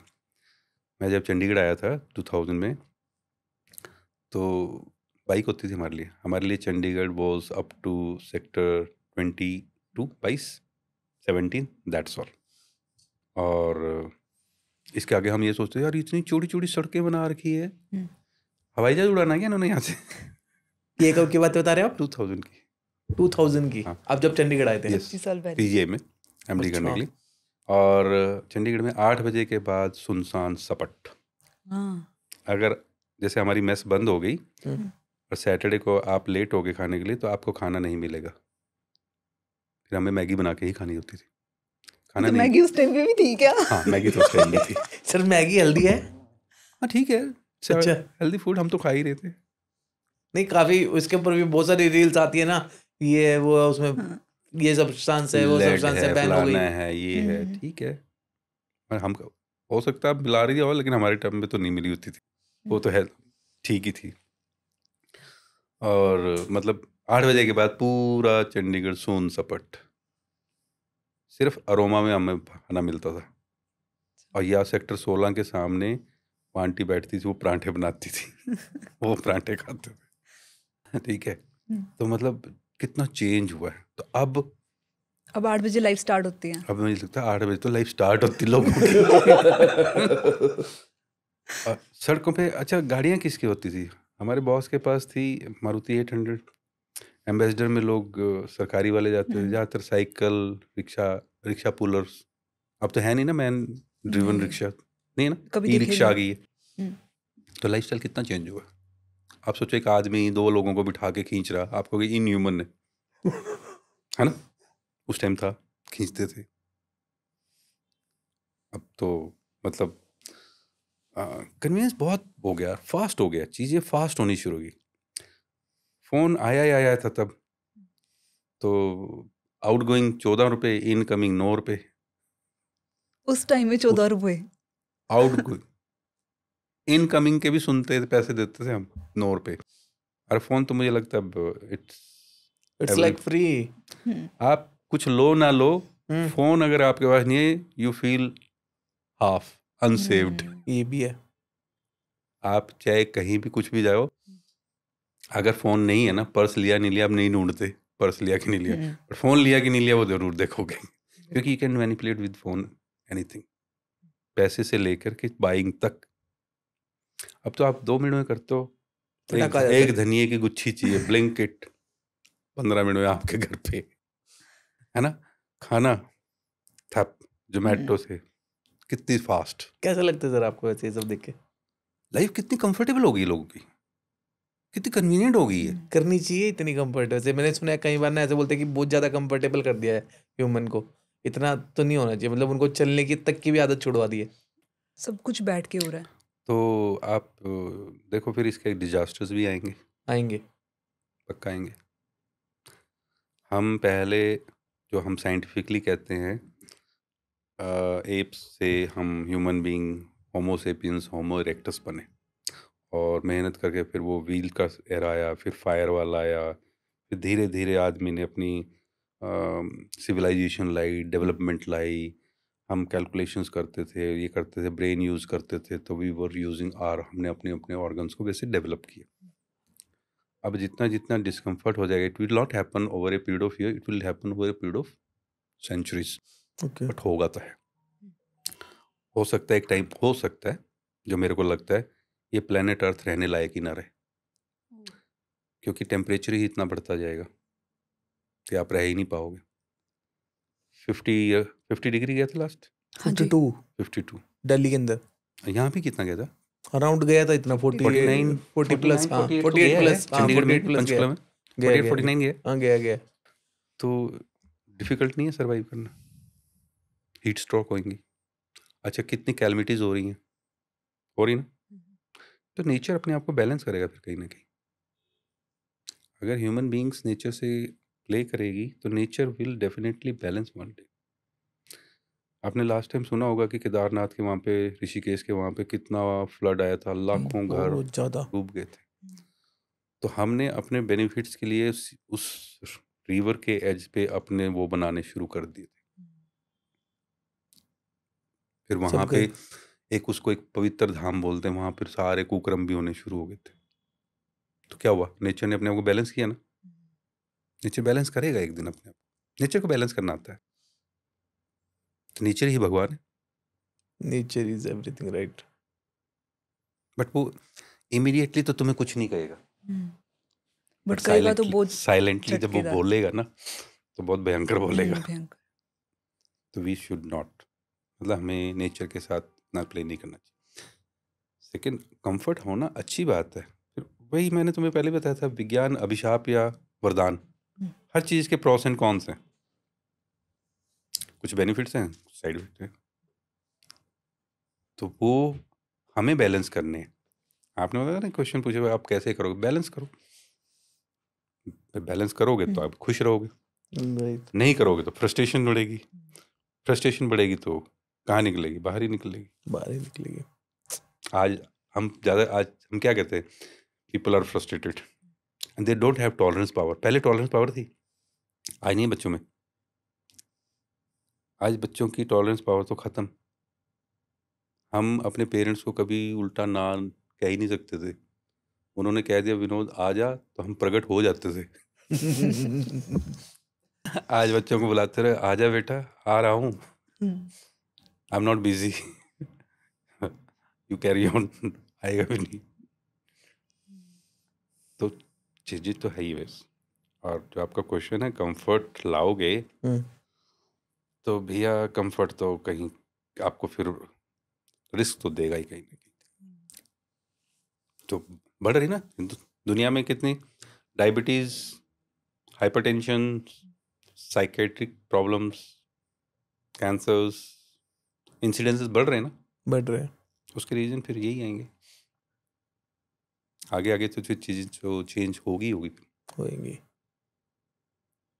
एक टाइम पे लोग गांव वाले इकट्ठे बैठ के बातें करते थे, हम्म। हर शादी में सारे इकट्ठे होते, हर जात बिरादरी वहाँ मिलती थी, 15 दिन का प्रोग्राम होता था। महीनों महीनों भी कई जगह तो आज नोबडी वांट्स हम्म। शो ऑफ, सिर्फ शो ऑफ। एक्चुअली में जो मुझे कई बार लगता है कि अंदर से इंसान खोखला हो रहा है, वो स्ट्रांग नहीं है, वो सिर्फ सेल्फिश होता जा रहा है। We are just adapting western जो वेस्टर्न में है ना। अभी मैंने पीछे, आपने लोगों ने न्यूज़ सुनी होगी कि वो न्यू ईयर पार्टी थी और लोग जा रहे थे, या उस पे थे क्या नाम, क्रिसमस डे ईव पे लोग सड़कों पे जा रहे, तो एक बंदा ट्रक लेके आया, उन्हें ट्रक चढ़ा दी, 18-20 लोग कुचल मारे, 20-25 घायल हो गए। बंदा स्कूल गया, उसने गोलियां भड़का दी। तो साइकेट्रिक प्रॉब्लम तो पड़ ही रही है ना। आप मेंटली डिस्टर्ब हो ना, आपके नींद के पैटर्न्स चले गए ना, मेहनत नहीं करोगे तो नींद कहाँ से अच्छी आएगी? ये भी बात है। फिर आप पिल्स खाओगे ना, फिर क्या करोगे? अल्कोहल पियोगे, पी के सो जाओ, तो क्राइम रेट बढ़ेगा, तो चीज़ें तो बढ़ेगी, फ्रस्ट्रेशन कहीं तो निकालोगे, निकाल लेंगे लोग। वो इसीलिए तो रही। पहले लोग एक दूसरे की इज्जत करते थे, आज गोली मार देते। आप छेड़ के देखो, नहीं, सच में मतलब ये तो बहुत बढ़ गया ऐसा कल्चर, फ्रस्ट्रेशन अभी बढ़ भी रही बढ़ ना, गया, बढ़ गया। वो इसका रीज़न यही है, क्योंकि आप कंफर्ट जोन में बहुत ज़्यादा फंस चले गए गए हो, हैं। आप अपना वो वर्कआउट नहीं कर रहे हो, और मुझे लगता है बैलेंस नहीं कर पा रहे। हमारी रिक्वायरमेंट और हमारा शौफ, एक तो सोशल मीडिया ने भी मतलब ऐसा कर दिया। एक चीज़ पक्का मान के देखो, हम सोशल मीडिया पे फट डाल देते हैं। आपको क्या लगता है, आपकी ग्रोथ से दूसरा खुश हो रहा है? आर यू श्योर कि अगर आप सेलिब्रिटी नहीं, बन रहे हो तो दूसरा खुश हो रहा है? शायद नहीं हो रहा है वो वैसे तो। जब आप किसी को देखते हो, आपके मुंह से क्या निकला, ये साला कैसे? हाँ हाँ हाँ हाँ। रियलिटी। हम्म। अच्छा, ये अमेरिका घूमने गए? अच्छा, इसने मर्सिडीज ले ली? अच्छा, ये यहाँ रह रहा है, ये इस होटल में गाने गया है। ह्यूमन साइकी है, नहीं खुश होगा। कितने लोग खुश होंगे आपके? जो बहुत क्लोज है हार्डली हमारे। 4 भी नहीं, आपके फैमिली वाले भी। सही बात है, 4 भी नहीं, इवन फैमिली वाले भी कई बार तो देखते हैं कैसे कर लिया, कुछ काला काम ही कर रहा होगा, उल्टा सीधा ही कर रहा होगा, 2 पैसे ज्यादा बना लेता तो कोई, उन्हें भी विश्वास नहीं होता हमारा ये। जब मैं प्राइवेट में आया था तो एक्चुअली पहले प्राइवेट का ज़माना नहीं था। प्राइवेट में तो ये हार्डली 2000 से ही शुरू हुआ। पहले तो सरकारी नौकरियाँ होती, ठीक है, और ऑन्कोलॉजी तो ट्राई सिटी में तो 2007 में ही पहला प्राइवेट ऑन्कोलॉजी मेरा पास आया था। अच्छा, यू आर द फर्स्ट? हाँ, डॉक्टर बेदी थे, फोर्टिस में आए थे। उसके बाद मैं गया था प्राइवेट में एक हॉस्पिटल में, ग्रेशन हॉस्पिटल में 2007 में। ओके। उससे पहले कोई ऑन्कोलॉजी नहीं होती थी पीजीआई के अलावा, मतलब मैक्स नहीं बना था, पारस नहीं बना था, एल्केमिस्ट नहीं चलता था, ऑन्कोलॉजिस्ट ही नहीं थे। एक डॉक्टर बीडी गुप्ता होते थे, वो अपनी करते थे बस। मतलब पिछले 2 डिकेड्स में ऑन्कोलॉजी राइज हुई। तो जो मैं कह रहा हूँ ना कि मतलब चीज़ें चेंज होते होते होते यहाँ तक पहुँची है। और स्ट्रेस, मैं बताऊँ कि जैसे जैसे आप ये सोशल मीडिया आप जितना यूज़ करोगे, आप उतने ही स्ट्रेस में, it should B for your comfort. मतलब जैसे आपने कोई किसी को भेजना है, लोकेशन भेज दो, किसी से कोई पीडीएफ भेजनी है, पीडीएफ भेज दो। But why always stick to this? Your maximum screen time कितना होना चाहिए? It should not be in hours and hours. But आजकल बच्चों को देखोगे तो मुझे लगता है उनका 8-8, 10-10 घंटे से ऊपर होता होगा। तो उनके स्लीप पैटर्न चेंज नहीं हो गए? स्लीप पैटर्न चेंज हो गए, ओबेसिटी बढ़ रही है। चाइल्ड ओबेसिटी नहीं बढ़ रही? बढ़ रही है सर, बढ़ रही है बिल्कुल। चाइल्ड, पहले बच्चे आजकल चिड़चिड़े नहीं हो रहे? हो रहे हैं। बहुत ज्यादा। हैं? आप किसी भी फैमिली में हाथ उठाओ, बच्चे चिड़चिड़े हैं। इंक्लूडिंग माइन, ठीक है। रीजन, दिस कंफर्ट्स पे तो करोगे ना, कहीं ना कहीं करना पड़ेगा ना। पहले घर में खाना बनता था, सारे इकट्ठे बैठ के खाते थे, ठीक है। पहले डाइनिंग टेबल नहीं होते थे, नीचे बैठ के खाते थे। जो बन गया वही खाया जाता था। फिर आया कि डाइनिंग टेबल पे बैठ के खा रहे। अब जमाना आया जो अपने टाइम में खाना खा लगा, रात को 2 बजे शुरू हो रहे हैं, रात को 12 बजे शुरू हो रहे हैं। पहले हमारे ज़माने में कहाँ होते थे पिज़्ज़ा बर्गर, ये नहीं होते थे। पहले में तो रेस्टोरेंट ही नहीं होते थे। 5 स्टार होटल सबसे पहला आया था ताज, आई रिमेंबर 2007-8, ठीक है। वरना 3 होटल होते थे, माउंट व्यू यहाँ पे, Shivalik view, park view, and एक अरोमा होटल पुराना। ढाबे अदरवाइज ढाबों पे जाते थे, नुक्कड़ का ढाबा, फलाने का ढाबा, वहाँ बैठ के खाते थे। ये तो डिस्क थिक्स, ये बाद में ये अब शुरू हुई। अब तो मतलब हर जगह देखो KFC, pizza, burger, subways, you name a thing वो यहाँ, यू नेम ए ब्रांड वो यहाँ। पहले तो हम कपड़े लेते थे तो कपड़ा लेके आते थे, उसका नाप होता था, दर्जी बनाता था, हम सारे सेम डाल रहे हैं, सारे सेम डाल रही है फैमिली, मतलब हाँ कई बार तो सेम आते, बड़े का उतना सेम। ये अब आप जाते हो, ये अब तो बल्कि ऑनलाइन हो गया, ऑनलाइन ने, ये कोरोना ने और सबको ऑनलाइन करना चाहिए। ऑनलाइन पढ़ाई हो गई, ऑनलाइन MBBS हो रही है। कोविड से सर चेंज तो होता है ना, कोविड के बाद ही एक वेव स्टार्ट हो गया, world wide pandemic, world wide, the whole world stands still. भयानक था वो दिन।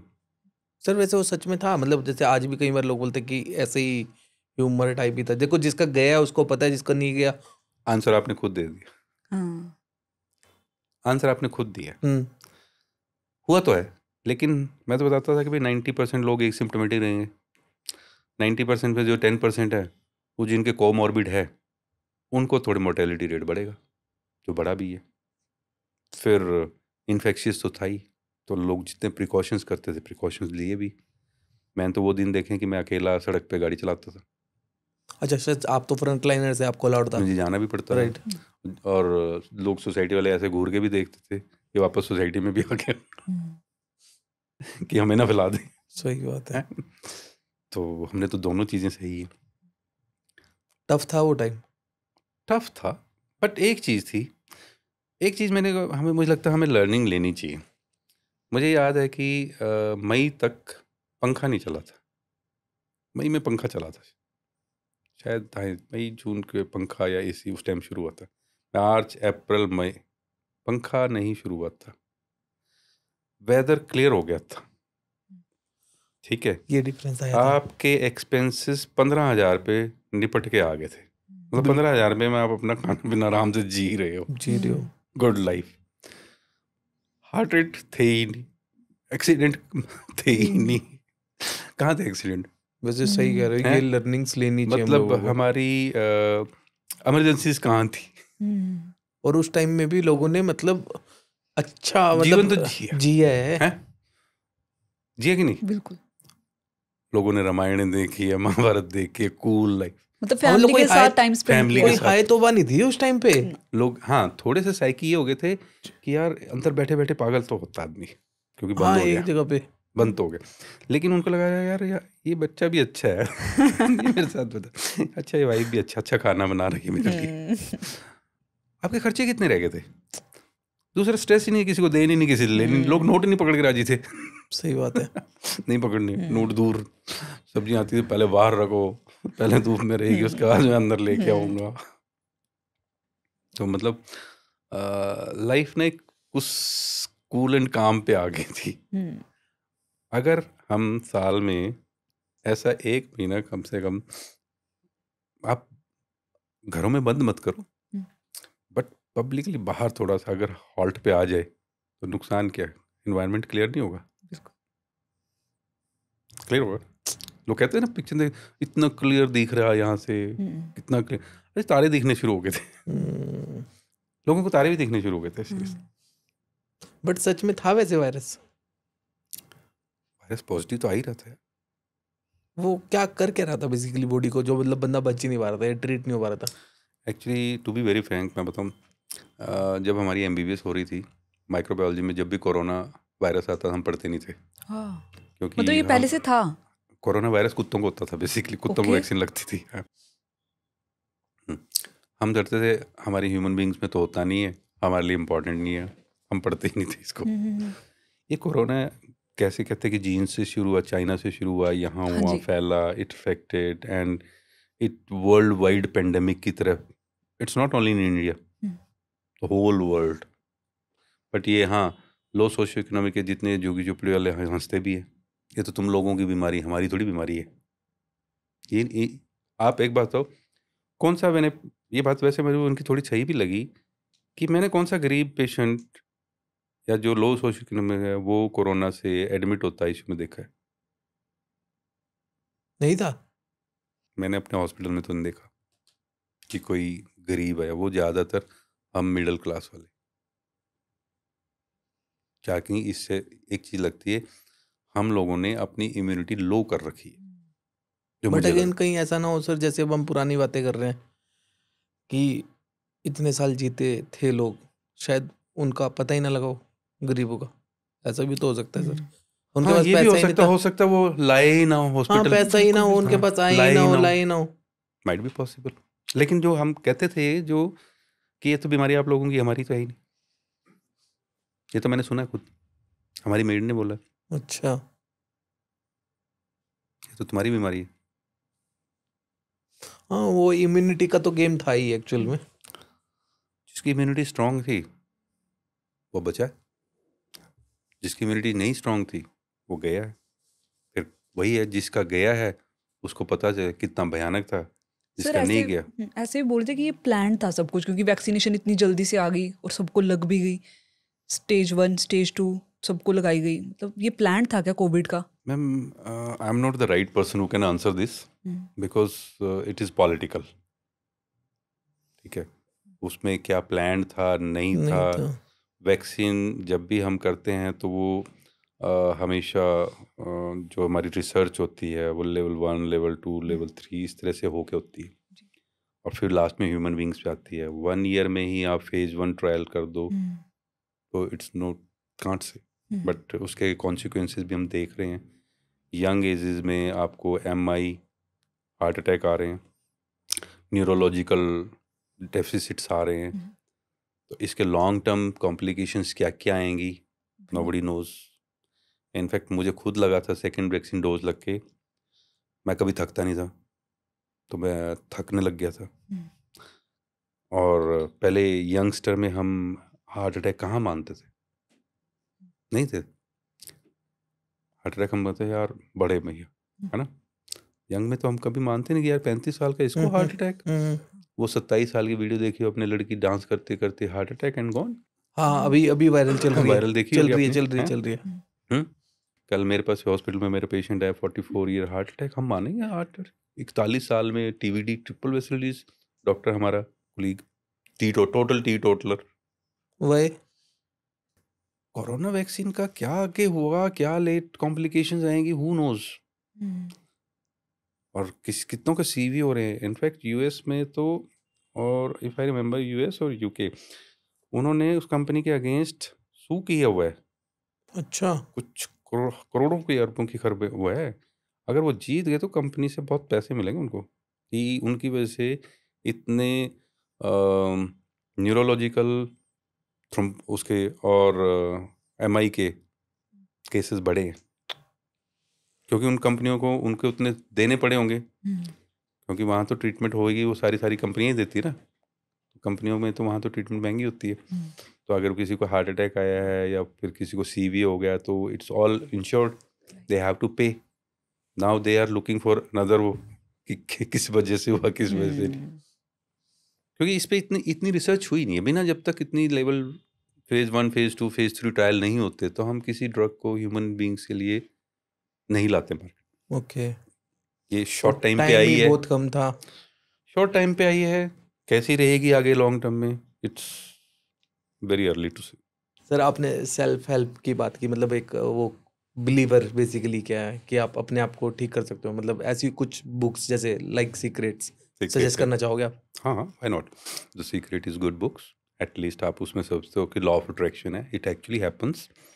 जब अपने आप को आप मोटिवेटेड समझते हो, किसी भी रिश्ते को अगर आप सोचते हो कि खराब है, से न एग्जाम्पल, तो आप उसे प्लस पॉइंट लिख के देखो। प्लस पॉइंट लिखोगे तो आपको मुझे लगता है लड़ाई के कारण 2 मिलेंगे और खुश रहने के कारण 10 मिलेंगे। तो यू स्टार्ट इम्प्रूविंग। है तो सब थॉट्स गेम। उसमें एक लाइन लिखी है ना, विचार बनाए जिंदगी। सच ए Yes. Beautiful line. Right. Buddha भी तो ये कहते हैं, जैसा सोचोगे वैसा हो वैसा। जाओगे। बुद्ध भगवान भी तो ये कहते हैं। And you actually welcome. अगर तुम सुबह उठते ही ग्रेटफुल होते कि thank you God, I think आपका सारा दिन ठीक ठाक निकल जाएगा। ठीक निकल कर तो एटलीस्ट निराश तो नहीं होगे, पेन में तो नहीं रहोगे। पर सुबह उठते तेरी ऐसी कितनी, तो वट विल यू। वो एक पुरानी कहावत है ना, आप किसी को क्या दोगे, जो आपकी जेब में है वही तो दोगे। अगर आपकी खुशियां तो खुशियां दोगे, और अगर आपकी जेब में कचरा भरा है तो कचरे वाली एमसी गाड़ी जब जा रही है वो क्या गिराती जाएगी? कचरा ही कचरा ही गिराएगी गए। सर। और एक फूलों की गाड़ी जा रही है वो तो क्या फूल गिराएगी? ही गिराएगी सर, क्या सिंपल बात सी है। बात। जी। तो आप be positive, be happy. And motivational books हैं। हाँ सर, फेवरेट 3 बुक्स। एक तो सीक्रेट ही है, ओके। एक है the power of subconscious mind, and एक एल्केमिस्ट। Alchemist, the alchemist. उसमें क्या है सर? द एल्केमिस्ट में एक लाइन है जो मुझे बहुत फैसिनेटिंग लगती है।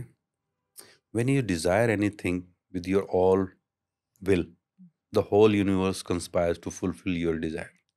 सर ये शाहरुख खान ने भी बोली ये है। शाहरुख खान ने एक मूवी में देखा है। जब भी आप किसी चीज को शिद्दत से चाहते हो तो पूरी फिर कायनात कायनात आपको वो चीज करने के लिए उससे मिलाने में जुड़ जाती जुट है। जाती है। ये बुक का है, पॉल सीलियोस राइटर, ठीक है।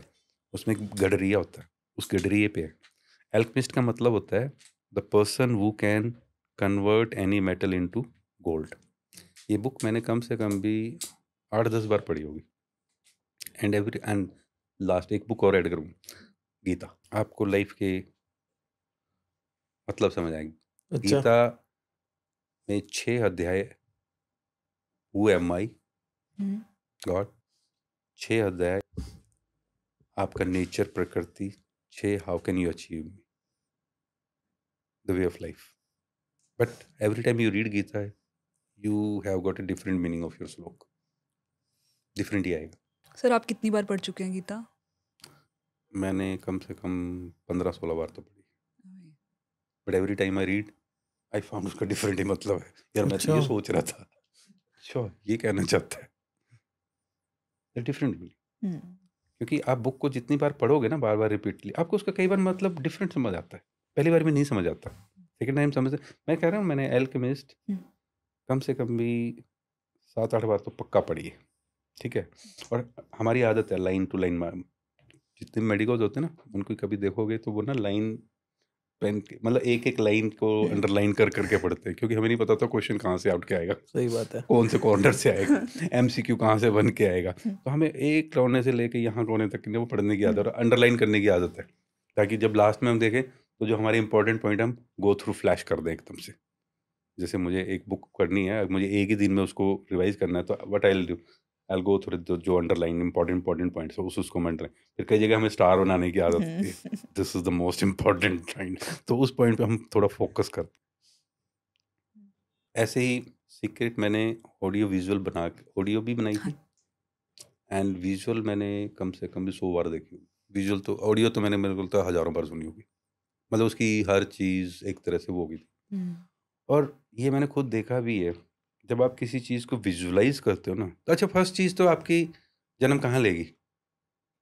ये जो स्टूडियो तुमने बनाया है, ये जो चीज़ बनाई तुमने, पहले कहाँ उसका जन्म हो? माइंड में। एग्जैक्टली, माइंड में। पहले तो माइंड में बनाओगे ना, माइंड में विजुअलाइज करोगे ना। राइट। मैं एक ऑफिस बनाता हूँ, उस ऑफिस में मैं ये करूँगा, मेरा वो होगा, then it comes on your paper, then comes into existence. Thought उसको अट्रैक्ट करोगे ना, तो विजुअलाइजेशन जो चीज़ है, फिर लोग कहते हैं मुझे नहीं आया लॉ ऑफ अट्रैक्शन, तुझे कैसे आ गया? मेरे को तो नहीं, मैंने तो सोचा पैसे आ जा 1000 करोड़ आ जा, मेरे पास तो नहीं आए। आपको उसके अंदर जीना होता है। Full consciously. सिर्फ उठ के ये कहना हाँ मेरे पैसे आ जाए, ऐसे नहीं। You have to actually live as a rich person then, you have to live as a healthy person then, you have to have a good friend then. मतलब उसमें फिर वो आपके अंदर से जो कहते हैं मुझे अंदर से तो सुना नहीं, वो अंदर से क्या है, अंदर से वो फिर सच होता है। जब वो जिस चीज़ से सच होता है तो आपकी उससे चीज़ अटैचमेंट भी होती है ना, ये मेरा सच्चा दोस्त है, I just trust him, because वो आपकी बात अंदर से वो फेक नहीं है। फेक नहीं है। वरना फेक रिश्ते, फेक हेल्थ। मैं जा रहा हूँ रात को, मैंने 12 बजे तक अच्छी पार्टी की है, जम के, फिर सुबह जिम में जा रहा हूँ, डोले बना रहा हूँ, तो क्या होगा? आपने सुना ना, हार्ट अटैक होते जिम करते हुए। गाना गा रहे थे, गाना गाते गाते वो हार्ट अटैक हो गया, उसको हो गया। तो ये क्यों हो रहा है? ये इसलिए because we are mixing up the things. हम जीवन को बस ऐसे लाइट वे में ले लिया। आप उसको जी थोड़ी ना रहे हो, आप उसको काट रहे हो। आप जिससे पूछो किसी और, भाई कैसा चल रहा है, आपको बड़े कम लोग मिलेंगे यार मस्त है, काट रहा हूँ, कट रही है। भाई you are using negative frames. Mind only reads figure. मैं इसकी एग्जांपल बताता हूँ कैसे। सपोज आई से यू पानी का गिलास, तो आपके दिमाग में क्या एक पिक्चर बनी, पानी के गिलास की। इमेज बनी है, हाँ वर्ड की नहीं बनी। हाँ ठीक है, right. Mind reads only pictures. मैं कहूँ मम्मी ने गुस्सा किया, तो मम्मी की पिक्चर आएगी गुस्सा करते हुए, है राइट, मैं कहूँगा बस, तो बस की फोटो ब्रेन में आ गई। आ गई। माइंड रीड्स पिक्चर, तो उसमें वो नेगेटिव फ्रेम मत यूज। मैं कहूँगा गिलास को मत तोड़, तो तेरे को इमेज क्या आएगी, गिलास टूटते हुए। तो next time you what you will do, उसको कहो गिलास को ठीक रख। नेगेटिव नेगेटिव वर्ड्स नहीं यूज करने, ना अपने लिए ना किसी के लिए। Energy can not be created, can not be destroyed, it can only be transform from one form to another. तो साइंटिफिक है। जो भी आज आप किसी को नेगेटिव कह रहे हो, वो घूम फिर के कभी तो तुम्हारे पास वापस आएगा। जिसकी आज तुम निंदा कर रहे हो या गाली गलौज कर रहे हो, यकीन मानो जिस टाइम उसका टाइम आएगा ना, वो सूद समेत आपको वापस देगा। हम कहते हैं ना, जमाना है कि एक जमाना है कि मछलियां चींटियों को खाती है, एक जमाना आता है जब वही चींटियां मछलियों को खा रही है। वक्त सबका आता है, अपने वक्त का वेट करो। सही बात है। But never ever feel somebody low down. क्यों लड़ना? प्यार बांटो ना, अच्छा है, नहीं तो अवॉइड कर लो। If you don't like a person, avoid. तो मुझे तो ऐसे लगता है भाई, लाइफ में तो हमेशा एक हैप्पीनेस इज द की factor for your success. I think ऐसा तो बल्कि ट्रबल्स ही लाता है ज़्यादातर। क्योंकि जितना होगा उतने लोग आपको धांपने वाले, लूटने वाले तैयार भी रहेंगे।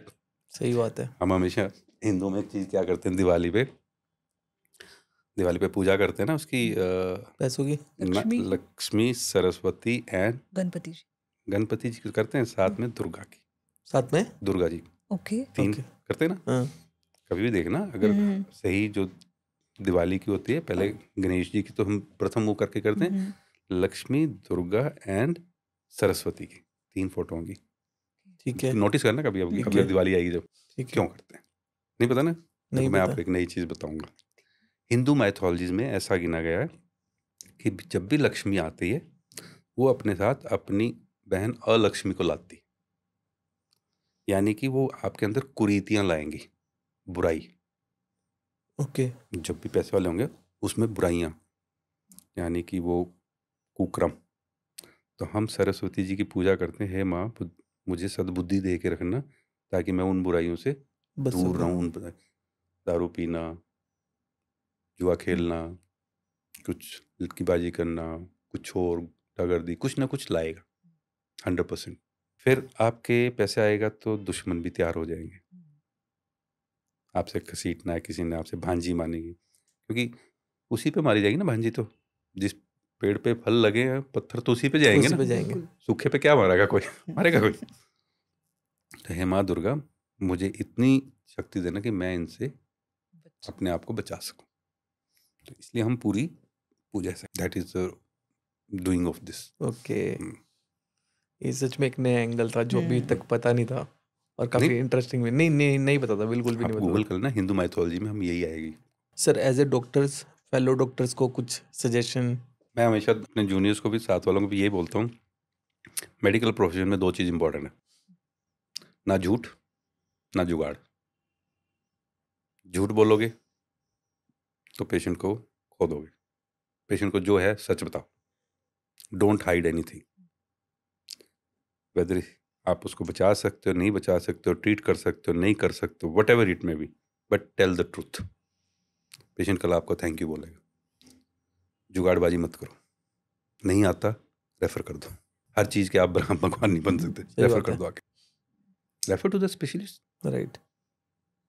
And be ethical to your profession. At least जिस चीज़ की रोजी रोटी आप ला रहे हो तो वो एक मुझे लगता है ढंग का कमाया हुआ पैसा।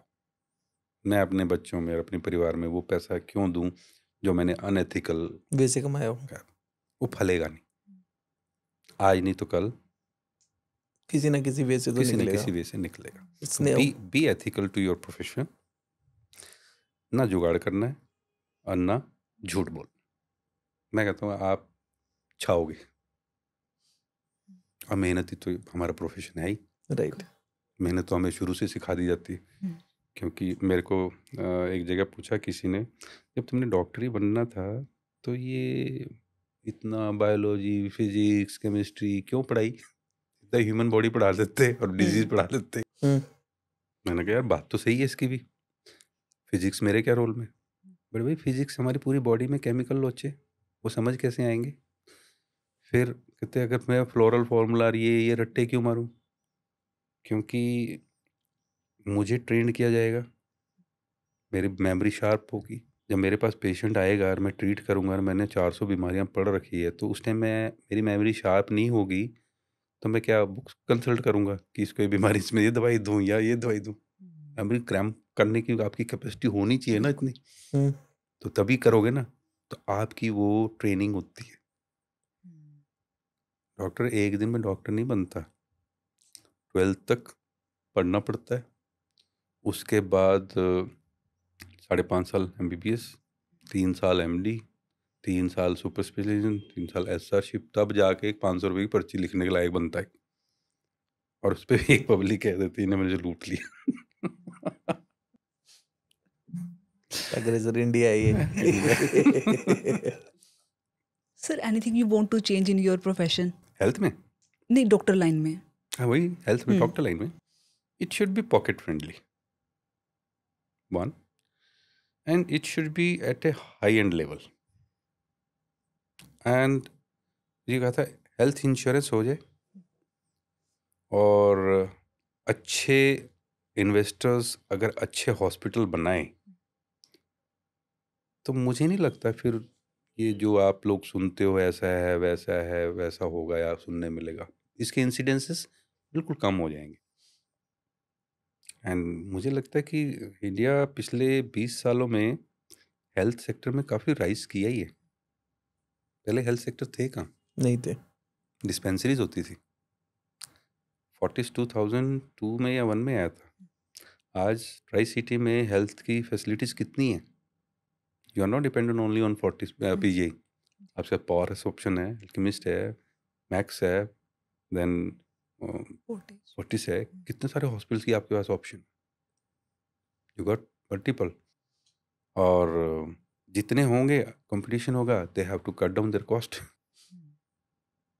क्योंकि मोनोपोली तो एक ही चलेगी ना। बिल्कुल जब उसकी मोनोपोली खत्म हो जाएगी, he has to cut down his cost, right, survival के लिए करनी पड़ेगी ना। करनी पड़ेगी। इसका मैं एग्जांपल बताता हूँ, एक टाइम पे एक ड्रग थी हरसेप्टिन, 1,47,000 रुपये उसका MRP था। 2007 की बात हो रहा हूँ, 2006-7 की। 1,29,000 रुपये में हमें मिलती थी, रॉश कंपनी की थी, मोनोपली थी, वर्ल्ड वाइड वही बनाते थे।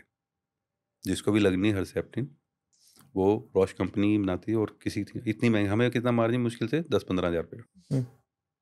अब वही हर्सेप्टिन कितने की मिलती है? 12,000 15,000 की। वाई? अब सस्ती हो गई है। क्योंकि उसने अपना वो फार्मूला R&D का जितना कमाने के बाद कंपनी को बेच दिया, ओके तो मल्टीपल कंपनियां बनाने लग गई। ठीक है, कंपटीशन आ मल्टीपल गया। कंपनियां बनाने लगी तो कंपटीशन हो गया। कंपटीशन हो गया तो they have to cut down their cost, अपने मार्जिन कॉस्ट करने लगे। तो मार्जिन कॉस्ट करने लगे, चीज़ें होंगी कट डाउन होगी। तो आपको अगर ज़्यादा चीज़ें हो जाएंगी तो मार्केट में कॉस्ट कट डाउन करनी ही पड़ेगी। मोनोपली में आदमी अपने आप को भगवान समझता, मैं ही कमा लूँ।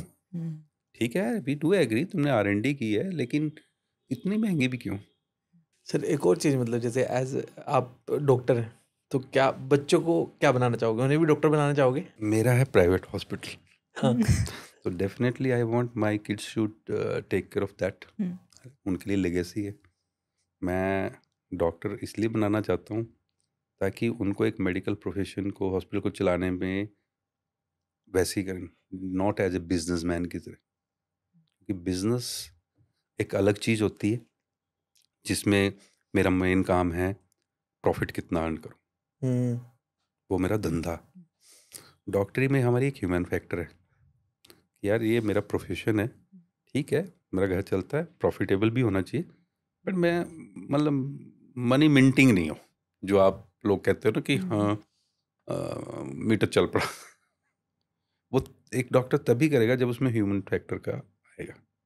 और जितने भी हॉस्पिटल आप देखोगे बाय डॉक्टर, उनमें थोड़ा सा आपको डिसेंसी मिलेगी। बाकी जितने भी private corporate hospital, they are not owned by doctors, right, they are owned by businessman. And वो पब्लिक के ये लोग वो मेडिकल नहीं है। अगर फॉर एग्जांपल हॉस्पिटल ना होता देन, मतलब इस डॉक्टर फील्ड आपको इतनी अच्छी लगती है कि बच्चे भी आगे डॉक्टर ही बने? नहीं, actually to be very frank, मैं डॉक्टर की बजाय इंजीनियर बनना पसंद चाहता था। ओके, अच्छा, आप खुद भी? हाँ, ओके, मेरा था, बट वो बाय डिफ़ॉल्ट मेडिकल में आ गया। फिर बाय डिफॉल्ट कैसे? क्योंकि मेरे पास मैथ्स भी था और वो बायोलॉजी भी थी, ओके मैंने दोनों ही दी थी।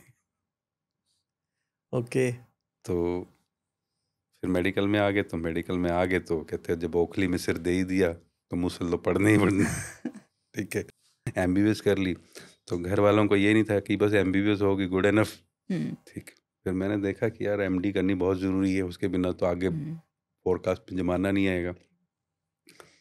तो मेरे को हरियाणा गवर्नमेंट परमानेंट मिल गई थी, मैंने वो छोड़ी, मैंने ज्वाइन की और छोड़ी। मतलब गवर्नमेंट जॉब आपको मिल गई थी डॉक्टर की, आपने वो छोड़ी? हाँ जी, पक्की जॉब मेरे को मिल गई थी, सरकारी जॉब, 96-97 की बात है, यस, तब मिल गई थी। और मैंने वो ज्वाइन करने गया था और रिज़ाइन करने गया था, क्योंकि मैं नहीं गांव में वो जाऊंगा और मैं सरकारी नौकर बनूंगा, या फिर जा करके मैं, मेरे साथ के SMO CMO हैं, सेम इजी एजुकेशन में कैंसर वाले में? नहीं, मेरे साथ जो MBBS पढ़ी हुई जिन लोगों ने, ओके हाँ, तो मेरा था कि मैं तो MD करूँगा।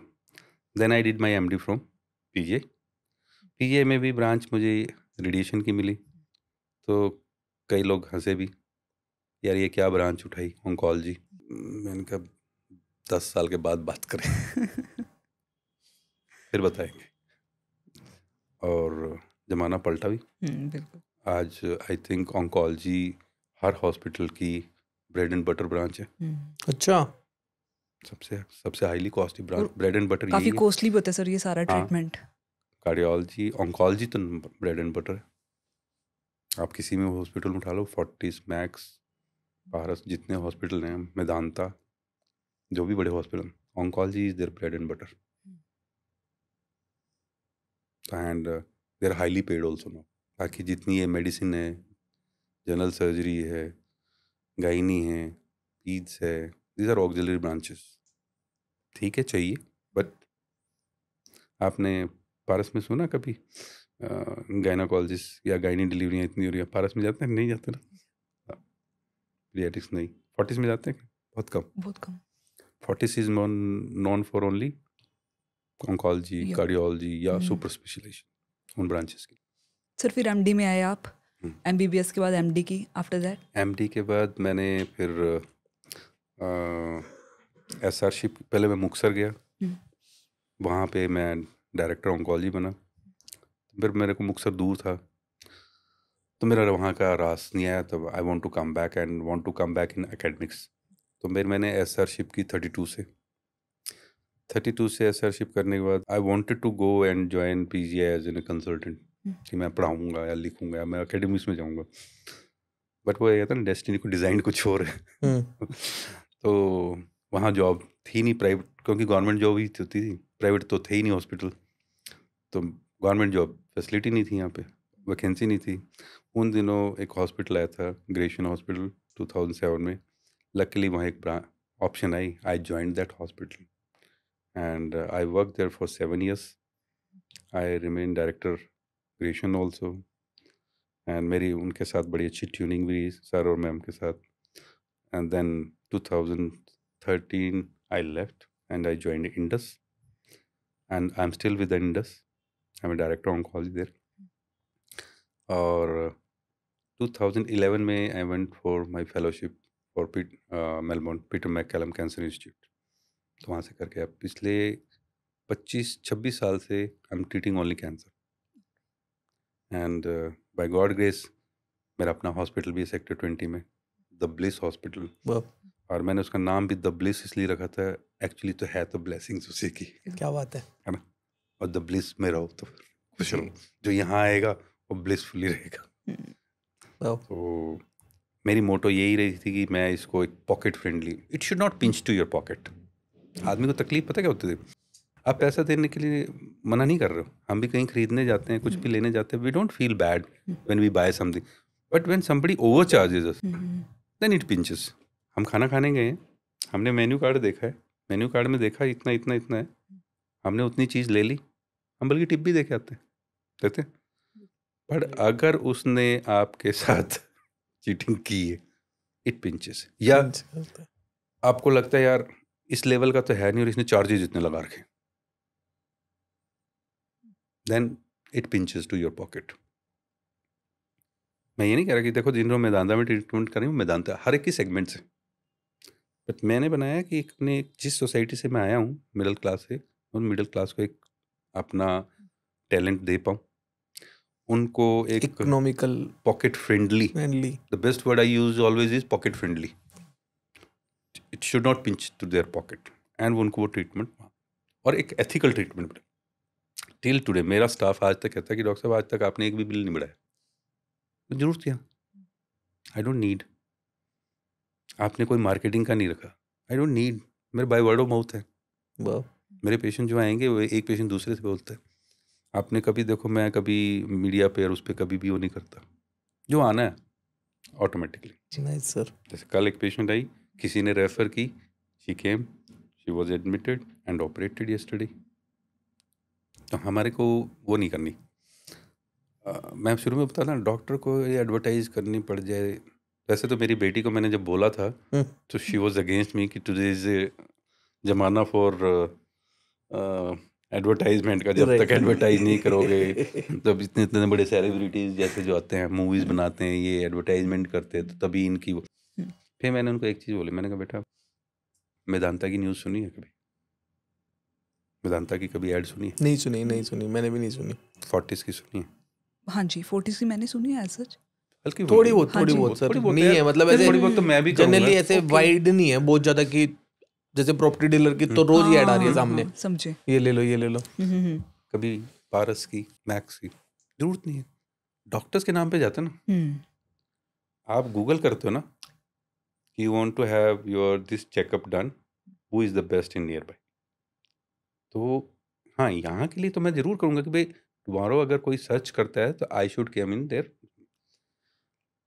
लेकिन अगर उसको ट्रीटमेंट करानी है तो वो ढूंढे यार मेरे को ये कराना है, सबसे बेस्ट कौन है, अपने 4 लोगों से पूछो, वो बता यार फलाने के पास जा, वो तुझे एक अच्छी राय देगा, इसका मतलब वो सक्सेसफुल है। और अगर मुझे बता के वो करना पड़े डन नहीं, उसमें फेक हो। और होने के चांसेस है। मेरे को तो ऐसा लगता है कि डॉक्टर को तो यार उसका काम बोलना चाहिए। राइट। अब उसका काम अच्छा है तो ऑटोमेटिकली आप उसके बाद जाओ, सही बात है। रिकमेंड करोगे, और जब आप एक दूसरे को रिकमेंड करोगे तो काम बढ़ना ही बढ़ना है। इम्पोर्टेंस ऑफ एजुकेशन क्या है आपके अकॉर्डिंगली? क्योंकि आजकल ना सोशल मीडिया पे बहुत ही कम एज वाले इन्फ्लुएंसर या फिर बहुत ज़्यादा पढ़े लिखे भी नहीं है, डोली चाय वाला चाय बेच रहा है, वड़ा पाव गर्ल वड़ा पाव बेच रही है, बहुत अच्छा कमा रहे हैं। तो आपको लगता है इम्पोर्टेंस ऑफ एजुकेशन इतनी रह गई है अभी, या है वाकई में? क्योंकि वो तो अच्छा कमा रहे हैं, ओवरऑल हम पढ़ते क्यों हैं? कमाई के लिए। नहीं मैम, शिक्षित होना बहुत बड़ी बात है, डिग्री लेना अलग बात है, शिक्षित होना बहुत बड़ी बात है। शिक्षित आदमी अपने देश के लिए और अपने लिए, परिवार के लिए, समाज के लिए भला करेगा। जो शिक्षित नहीं है वो क्रिमिनल माइंडेड होते हैं ज़्यादातर। मैं नहीं कहता कि uneducated he criminal, but maximum क्या कहते हैं, यार तू पढ़ा लिखा था, तुझे तो नहीं करनी चाहिए ना लड़ाई, ये तो पढ़ा लिखा नहीं है, तू तो ज़्यादा एजुकेटेड था ना, वाई यूर फाइटिंग, इग्नोर कर सकता था ना।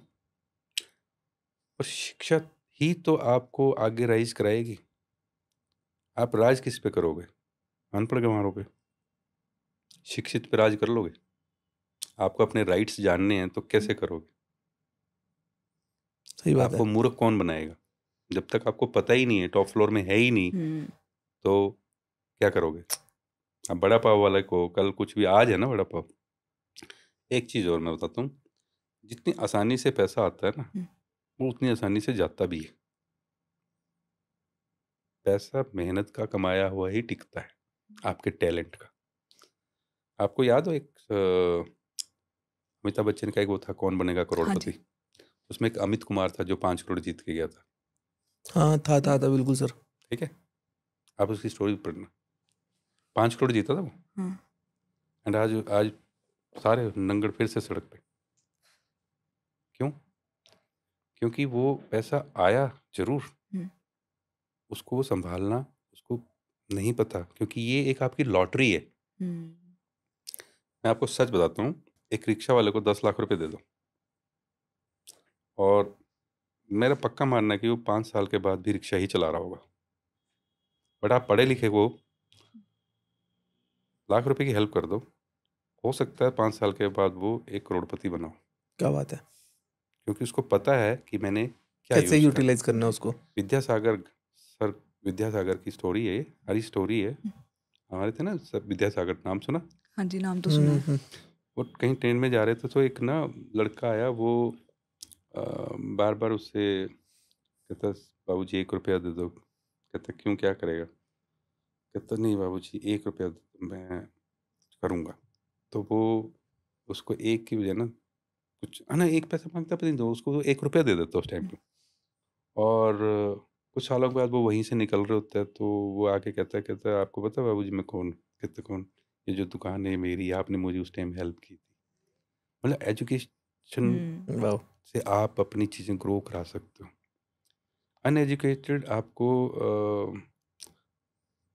एजुकेशन कायर बनाती, education makes you weak, because आपको प्रोस एंड कॉन्स पता है। आपको पता है कि मैं अगर ये क्राइम करूंगी तो मुझे ये हो सकता है। बट क्रिमिनल ज़्यादातर अगर आप उनका उठाओगे तो दे मस्ट मोस्टली अनएजुकेटेड। पढ़े लिखे क्रिमिनल आपको बहुत कम मिलेंगे। ऐसा नहीं होंगे, चार्ल्स ओबरा जैसे भी होंगे, ठीक है ठीक है but as compare to but उनकी रेशियो बहुत कम होगी। और सोसाइटी में ग्रोथ कौन ला रहा है? एजुकेटेड लोग। आप सिर्फ शिक्षित कर दो। आज आपकी सोसाइटी ग्रो क्यों हुई है? फीमेल शिक्षित हुई है, फीमेल शिक्षित हुई है, and intelligence genes maternal pattern है, मैटरनल से आता है, तो वो फीमेल इंटेलिजेंट होगी। पहले कहाँ थी? पहले बेचारी चूल्हा चौकी मुझे अपनी याद है, जब मैं जम्मू में था तो हमारी एक पड़ोसी थी, उसका नाम था बिंदु। मैंने कहा बिंदु तो पढ़ती क्यों नहीं है? कहते भैया पढ़ के क्या करना, खाने तो पुल के ही है तो पहले यही सोचते यार, करना क्या पढ़ के, ब्याह कर देना, ब्याह के बाद पकाने फुल के कुट खानी। आप मार पिटाई, आप सहोगे आज? You are married unmarried? I am married with a kid also. With a kid also. आप हस्बैंड की मार खाओगे? नहीं ना, ऑब्वियसली रिबेल करोगे ना, क्या कह रहा है? रिबेल करोगे ना जी। लेकिन आप अपनी मेड की सुन लेना, आपकी मेड की सुनना, वो बताएगी आज हस्बैंड ने 2 रुपये के 2 चपेट मारे, और वो फिर क्या, फीमेल इंडिपेंडेंट पढ़ के ही तो होगी। बिल्कुल। अगर आप फीमेल पढ़ी लिखी है तभी जॉब मिलेगी। अनपढ़ को, फीमेल को यहाँ क्या जॉब दोगे आप? नहीं देंगे, सही झाड़ू बात है। पोछेगी, उससे अलग कुछ नहीं दे पाएंगे। उससे ज़्यादा, या कोई हेल्पर की, उसको कुछ उसकी दोगे? हाँ, किसी कुछ अच्छे टेक्निकल नहीं दे टेक्निकल सकते, दोगे? बिल्कुल भी नहीं दे पाएंगे। तो किससे आई वो चीज़? एजुकेशन से ही आई। और जब आपके पास जॉब आई तो आप एक इंडिपेंडेंट हुई। Are you dependent on your husband? No. जब एक फीमेल नहीं कुछ काम करती तो वो किस चीज़ पे डिपेंडेंट है? On husband. For every 5 rupees से लेके everything. And when you have to ask for, मैंने देना, मैंने लिपस्टिक खरीदनी है, मैंने ये खरीदना है, मैंने वो खरीदना है, तो आपका जो वो है ना स्वाभिमान, वो मरता है। फिर वो अपने आप को उसमें ले जाती। If female has to become strong, तो she has to be independent and she has to be educated. इस मेल डोमिनेटेड, पहले मेल डोमिनेटेड सोसाइटी मानते थे ना, मानते थे। अब इतना नहीं मानते। हम्म, अब फीमेल्स के राइट्स हैं। आज आप फीमेल को कह के देखो, आपको टांग देगी। सही बात है। पहले टाइम में सबसे ज़्यादा जिसका मन किया वो 2 चपेट टिका जाता था, और बेचारी क्या करती है, अनएजुकेटेड, उसको राइट्स ही नहीं पता। और आपके राइट्स हैं तो आप अपना करोगे ना, तभी तो आप चेंज ला पाओगे। बिल्कुल। तो एजुकेशन इज़ वेरी इंपॉर्टेंट। बिना एजुकेशन के हमारे पास कुछ, चाहे आप जितने मर्जी पैसे वाले हो, जितना मर्जी उसमें हो, स्ट्रांग हो, एजुकेशन तो is very very important. Agree. Yes, और किसी चीज़ को समझने के लिए भी तो है एजुकेशन। राइट। जब तक आपके पास, मतलब वो एजुकेशन ही तो क्या एंजॉय कर रहे हो आप? आपको जब समझ ही नहीं किसी चीज़, टॉप फ्लोर ही नहीं खाली, उसमें है ही नहीं कुछ एनालाइज करने का। सिर्फ ये है कि हाँ यार, आप एक उठे हुआ पैसे हैं जो बनाने के लिए, खाने के लिए, नौकर है, चाकर है। Do you feel this is life? Life में हैप्पीनेस भी एजुकेशन से ही आएगी। आप समझ तो पाओगे यार, जो मैं पानी पी रहा हूँ, इस पानी की वैल्यू क्या है, राइट। ये मैंने खाना खाया है तो इस खाने की वैल्यू क्या है, बिल्कुल। वो कैसे लाओगे? पढ़ लिख वो के। एजुकेशन से ही आएगी। सर, अभी आपने बताया कि आपका अपना हॉस्पिटल है और the bliss. As a designer, मतलब हम लोग को भी होता है कि ना, लोगों को अवेयरनेस आए कि डिज़ाइनिंग की। तो एज ए डिज़ाइनर कम्युनिटी से आते हैं, जैसे हम दोनों ही डिज़ाइनर हैं, तो हम ये पूछना चाहेंगे कि डिज़ाइनिंग कितना बड़ा इम्पोर्टेंट रोल प्ले करती है हॉस्पिटैलिटी के अंदर, बेसिकली एक हॉस्पिटल रन करने के लिए। देखो, आजकल हॉस्पिटल वो वाला नहीं रहा कि जहाँ पे हम जाते थे सरकारी में, वो आधी दीवार पुती हुई है, वहाँ पे पानी पीड़ी के, और वहाँ से स्मेल आती है, हम यूं नाक बंद करके जाते थे। पहले एक फीलिंग ये होती है यार, हॉस्पिटल में गए तो एक अजीब सी स्मेल आती है, अजीब। आज हॉस्पिटल में स्मेल नहीं आता। आज हॉस्पिटल एक तरह की 5 स्टार इंडस्ट्री की तरह होगी। You need every comfort there, you need a good reception, ambulance is good, your room should be good, well equipped with your all facilities, phone, telephone, आपकी bed should be comfortable and it should be cozy one with AC, with TVs and with all whatever you want in your 5-star room. And then top of that, food and treatment तो है ही part, but you want that part also. एक patient आज अपना वो comfort भी ढूंढता है, और हॉस्पिटल इंटीरियर डिज़ाइन अच्छा किया हो तो सुंदर लगेगा। और सुंदर चीज़ किसको पसंद नहीं आती? बिल्कुल सही बात है। सुंदर चीज़ किसको पसंद नहीं आती? आप सबसे पहले किसी को अट्रैक्ट किस पे होते हो? फेस से। इससे सुंदर कहते हैं ना, wow what is scenic beauty, what a building, what a design. तो आपका आधा तो प्लेसिबो ठीक इसी से हो गया। और अगर आपको मैं ऐसी सड़ी जगह भेजूं where you feel filthy dirt, या कहाँ, या मैं ठीक हो गया तो मैं और बीमार होके जाऊंगी। Isn't it? राइट। नहीं, मैं ये नहीं कहता कि तुम इसमें कोई वो बनाओ, but it should B a healthy environment जो होता है ना, कि आपको एक पॉजिटिव वाइब्स आए हॉस्पिटल से, एंड उसकी बिल्डिंग डिजाइन्स अच्छी लगनी है। देखो, आप कभी भी जाओ, नीट एंड क्लीन हॉस्पिटल हर एक कुछ अच्छा लगता है। वे लिखते हैं ना, it's a neat and clean hospital. आप फोर्टिस मैक्स पारस का भी जाते हो, या मेरे भी आओगे, तो आपको लगेगा नीट एंड क्लीन है। मेरा it's a very small, I am not that much big, but neat and clean. नहीं, बिल्कुल नहीं टर्न नहीं। और वही आप एक बार पीजे जाके आओ, 32 में जाओ जीएमसीएस में, आप नाक मुंह से कोड़ोगे, क्योंकि वहाँ जो पॉपुलेशन कैटर कर रहा है ना वो लो सोशियो इकोनॉमिक्स की, तो आप वहाँ से भागना पसंद करोगे। फिर वहाँ पे आपकी ओपीडीज में एसी नहीं है, आपके रूम बोर्ड है, पंखे हैं ऊपर टंगे, बाबा आमटे के जमाने के बेड है, सिस्टम ऐसी वो कड़ कड़ कड़, आप क्या करोगे? भागो। 1962 में बना था पीजी, अच्छा, ठीक है, कितने साल हो गए? 40 और 20, 60 65 साल। तो उस टाइम की बिल्डिंग का डिज़ाइन और आज की बिल्डिंग का डिज़ाइन, जो 60 साल पहले घर बने थे उन घरों के डिज़ाइन और आज के घरों के डिज़ाइन में तो बहुत फर्क होगा। नहीं फर्क है? बहुत फर्क है। बहुत फर्क आ गया ना। जो आप देखोगे कभी, बल्कि 10 साल पहले के घरों में और आज के घरों में फर्क आ चुका है। आज के घर कितने अल्ट्रा मॉडर्न लगते हैं, और आप घर में इंटीरियर डिज़ाइन बनाते हो करते हो तो आपको अच्छा लगता है ना। बट मैं वही 4 दीवारी से बनाऊँ और सीधा बनाऊँ तो वो not good. You feel good, nice, you definitely feel good by seeing, and beauty से हर आदमी अट्रैक्ट होता है। बिल्कुल होता है, बिल्कुल। ये भी मैं कहता हूँ, ये भी परमात्मा की देन नहीं होती, फीमेल शुड बी ब्यूटीफुल, ये राइट, भी ब्लेसिंग्स है उसके पास सबसे बड़ी। राइट। तो सर मेरा बेसिकली क्या क्वेश्चन था, क्या था, एज ए इंटीरियर डिजाइनर नहीं, we are a graphic designer, मतलब हम लोग ग्राफिक्स बनाते हैं, like logos, brochures, websites, application. This designing, मतलब वो डिजाइनिंग कितना मतलब मैटर करती है एक बिजनेस को रन करने के लिए? जैसे अब आपके पास लेटर हेड हैं, बिल बुक्स हैं, और Invoices हो गए। साइनेज हैं, दीज ऑल थिंग्स। जैसे जैसे मैंने लोगो जो अपना बनाया था, जी, ये लोगो मेरा खुद का डिज़ाइन किया होता है। ओके। इसके ऊपर आप कभी देखोगे मेरे लोगो पे तो ये विबग्योर का है, बिबग्योर दिखता है वो। VIBGYOR, violet, indigo, blue, green, हाँ, वो मल्टीपल कलर्स है, वो दिखता है। हाँ, मैंने उसके हिसाब से बनाया था। ठीक है। और एक हिंदू में स्वास्तिक हाँ, जो बनता है उसको मैंने करके बनाया था। पता नहीं मेरे को क्यों उस टाइम डिजाइन में आया, मैंने कहा विबग्योर यार, 7 colours, all colour should be here, and स्वास्तिक एक हम शुभ नाम, शुभ बोलते हैं। और जैसे एंटर करोगे तो आपको एक वो मिलेगा, क्या नाम, श्री यंत्र बनाया हुआ। तो श्री यंत्र यूजुअली हम लक्ष्मी पूजा या उसकी अच्छे उसके लिए वाइब्स के लिए यूज़ करते हैं, तो वो एक आपको एक अच्छी वाइब्स दे, अच्छा वो लगे। तो ये डिज़ाइनिंग इम्पॉर्टेंट है। लेटर हेड आपका अच्छा होना चाहिए।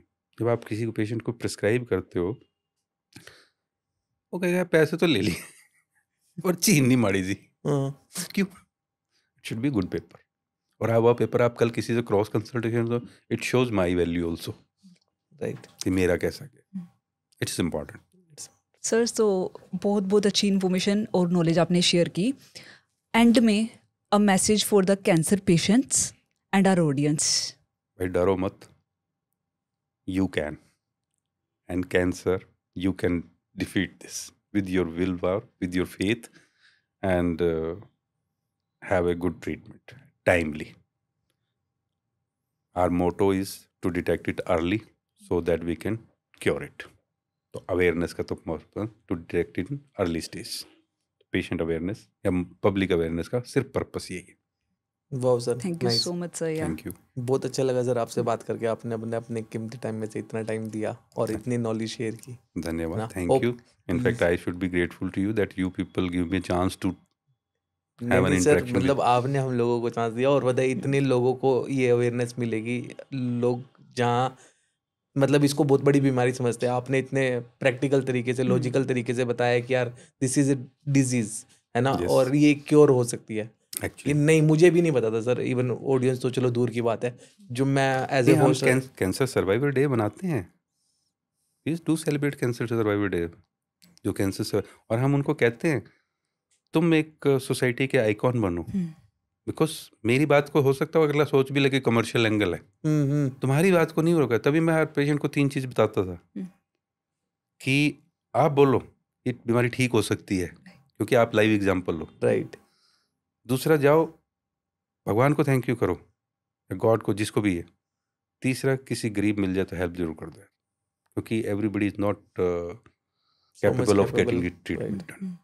कर दोगे तो भला ही है किसी का। बिल्कुल। Again sir, thank you so so much, much. sir. Thank you. उम्मीद है ये एपिसोड आपके लिए हेल्पफुल रहा होगा।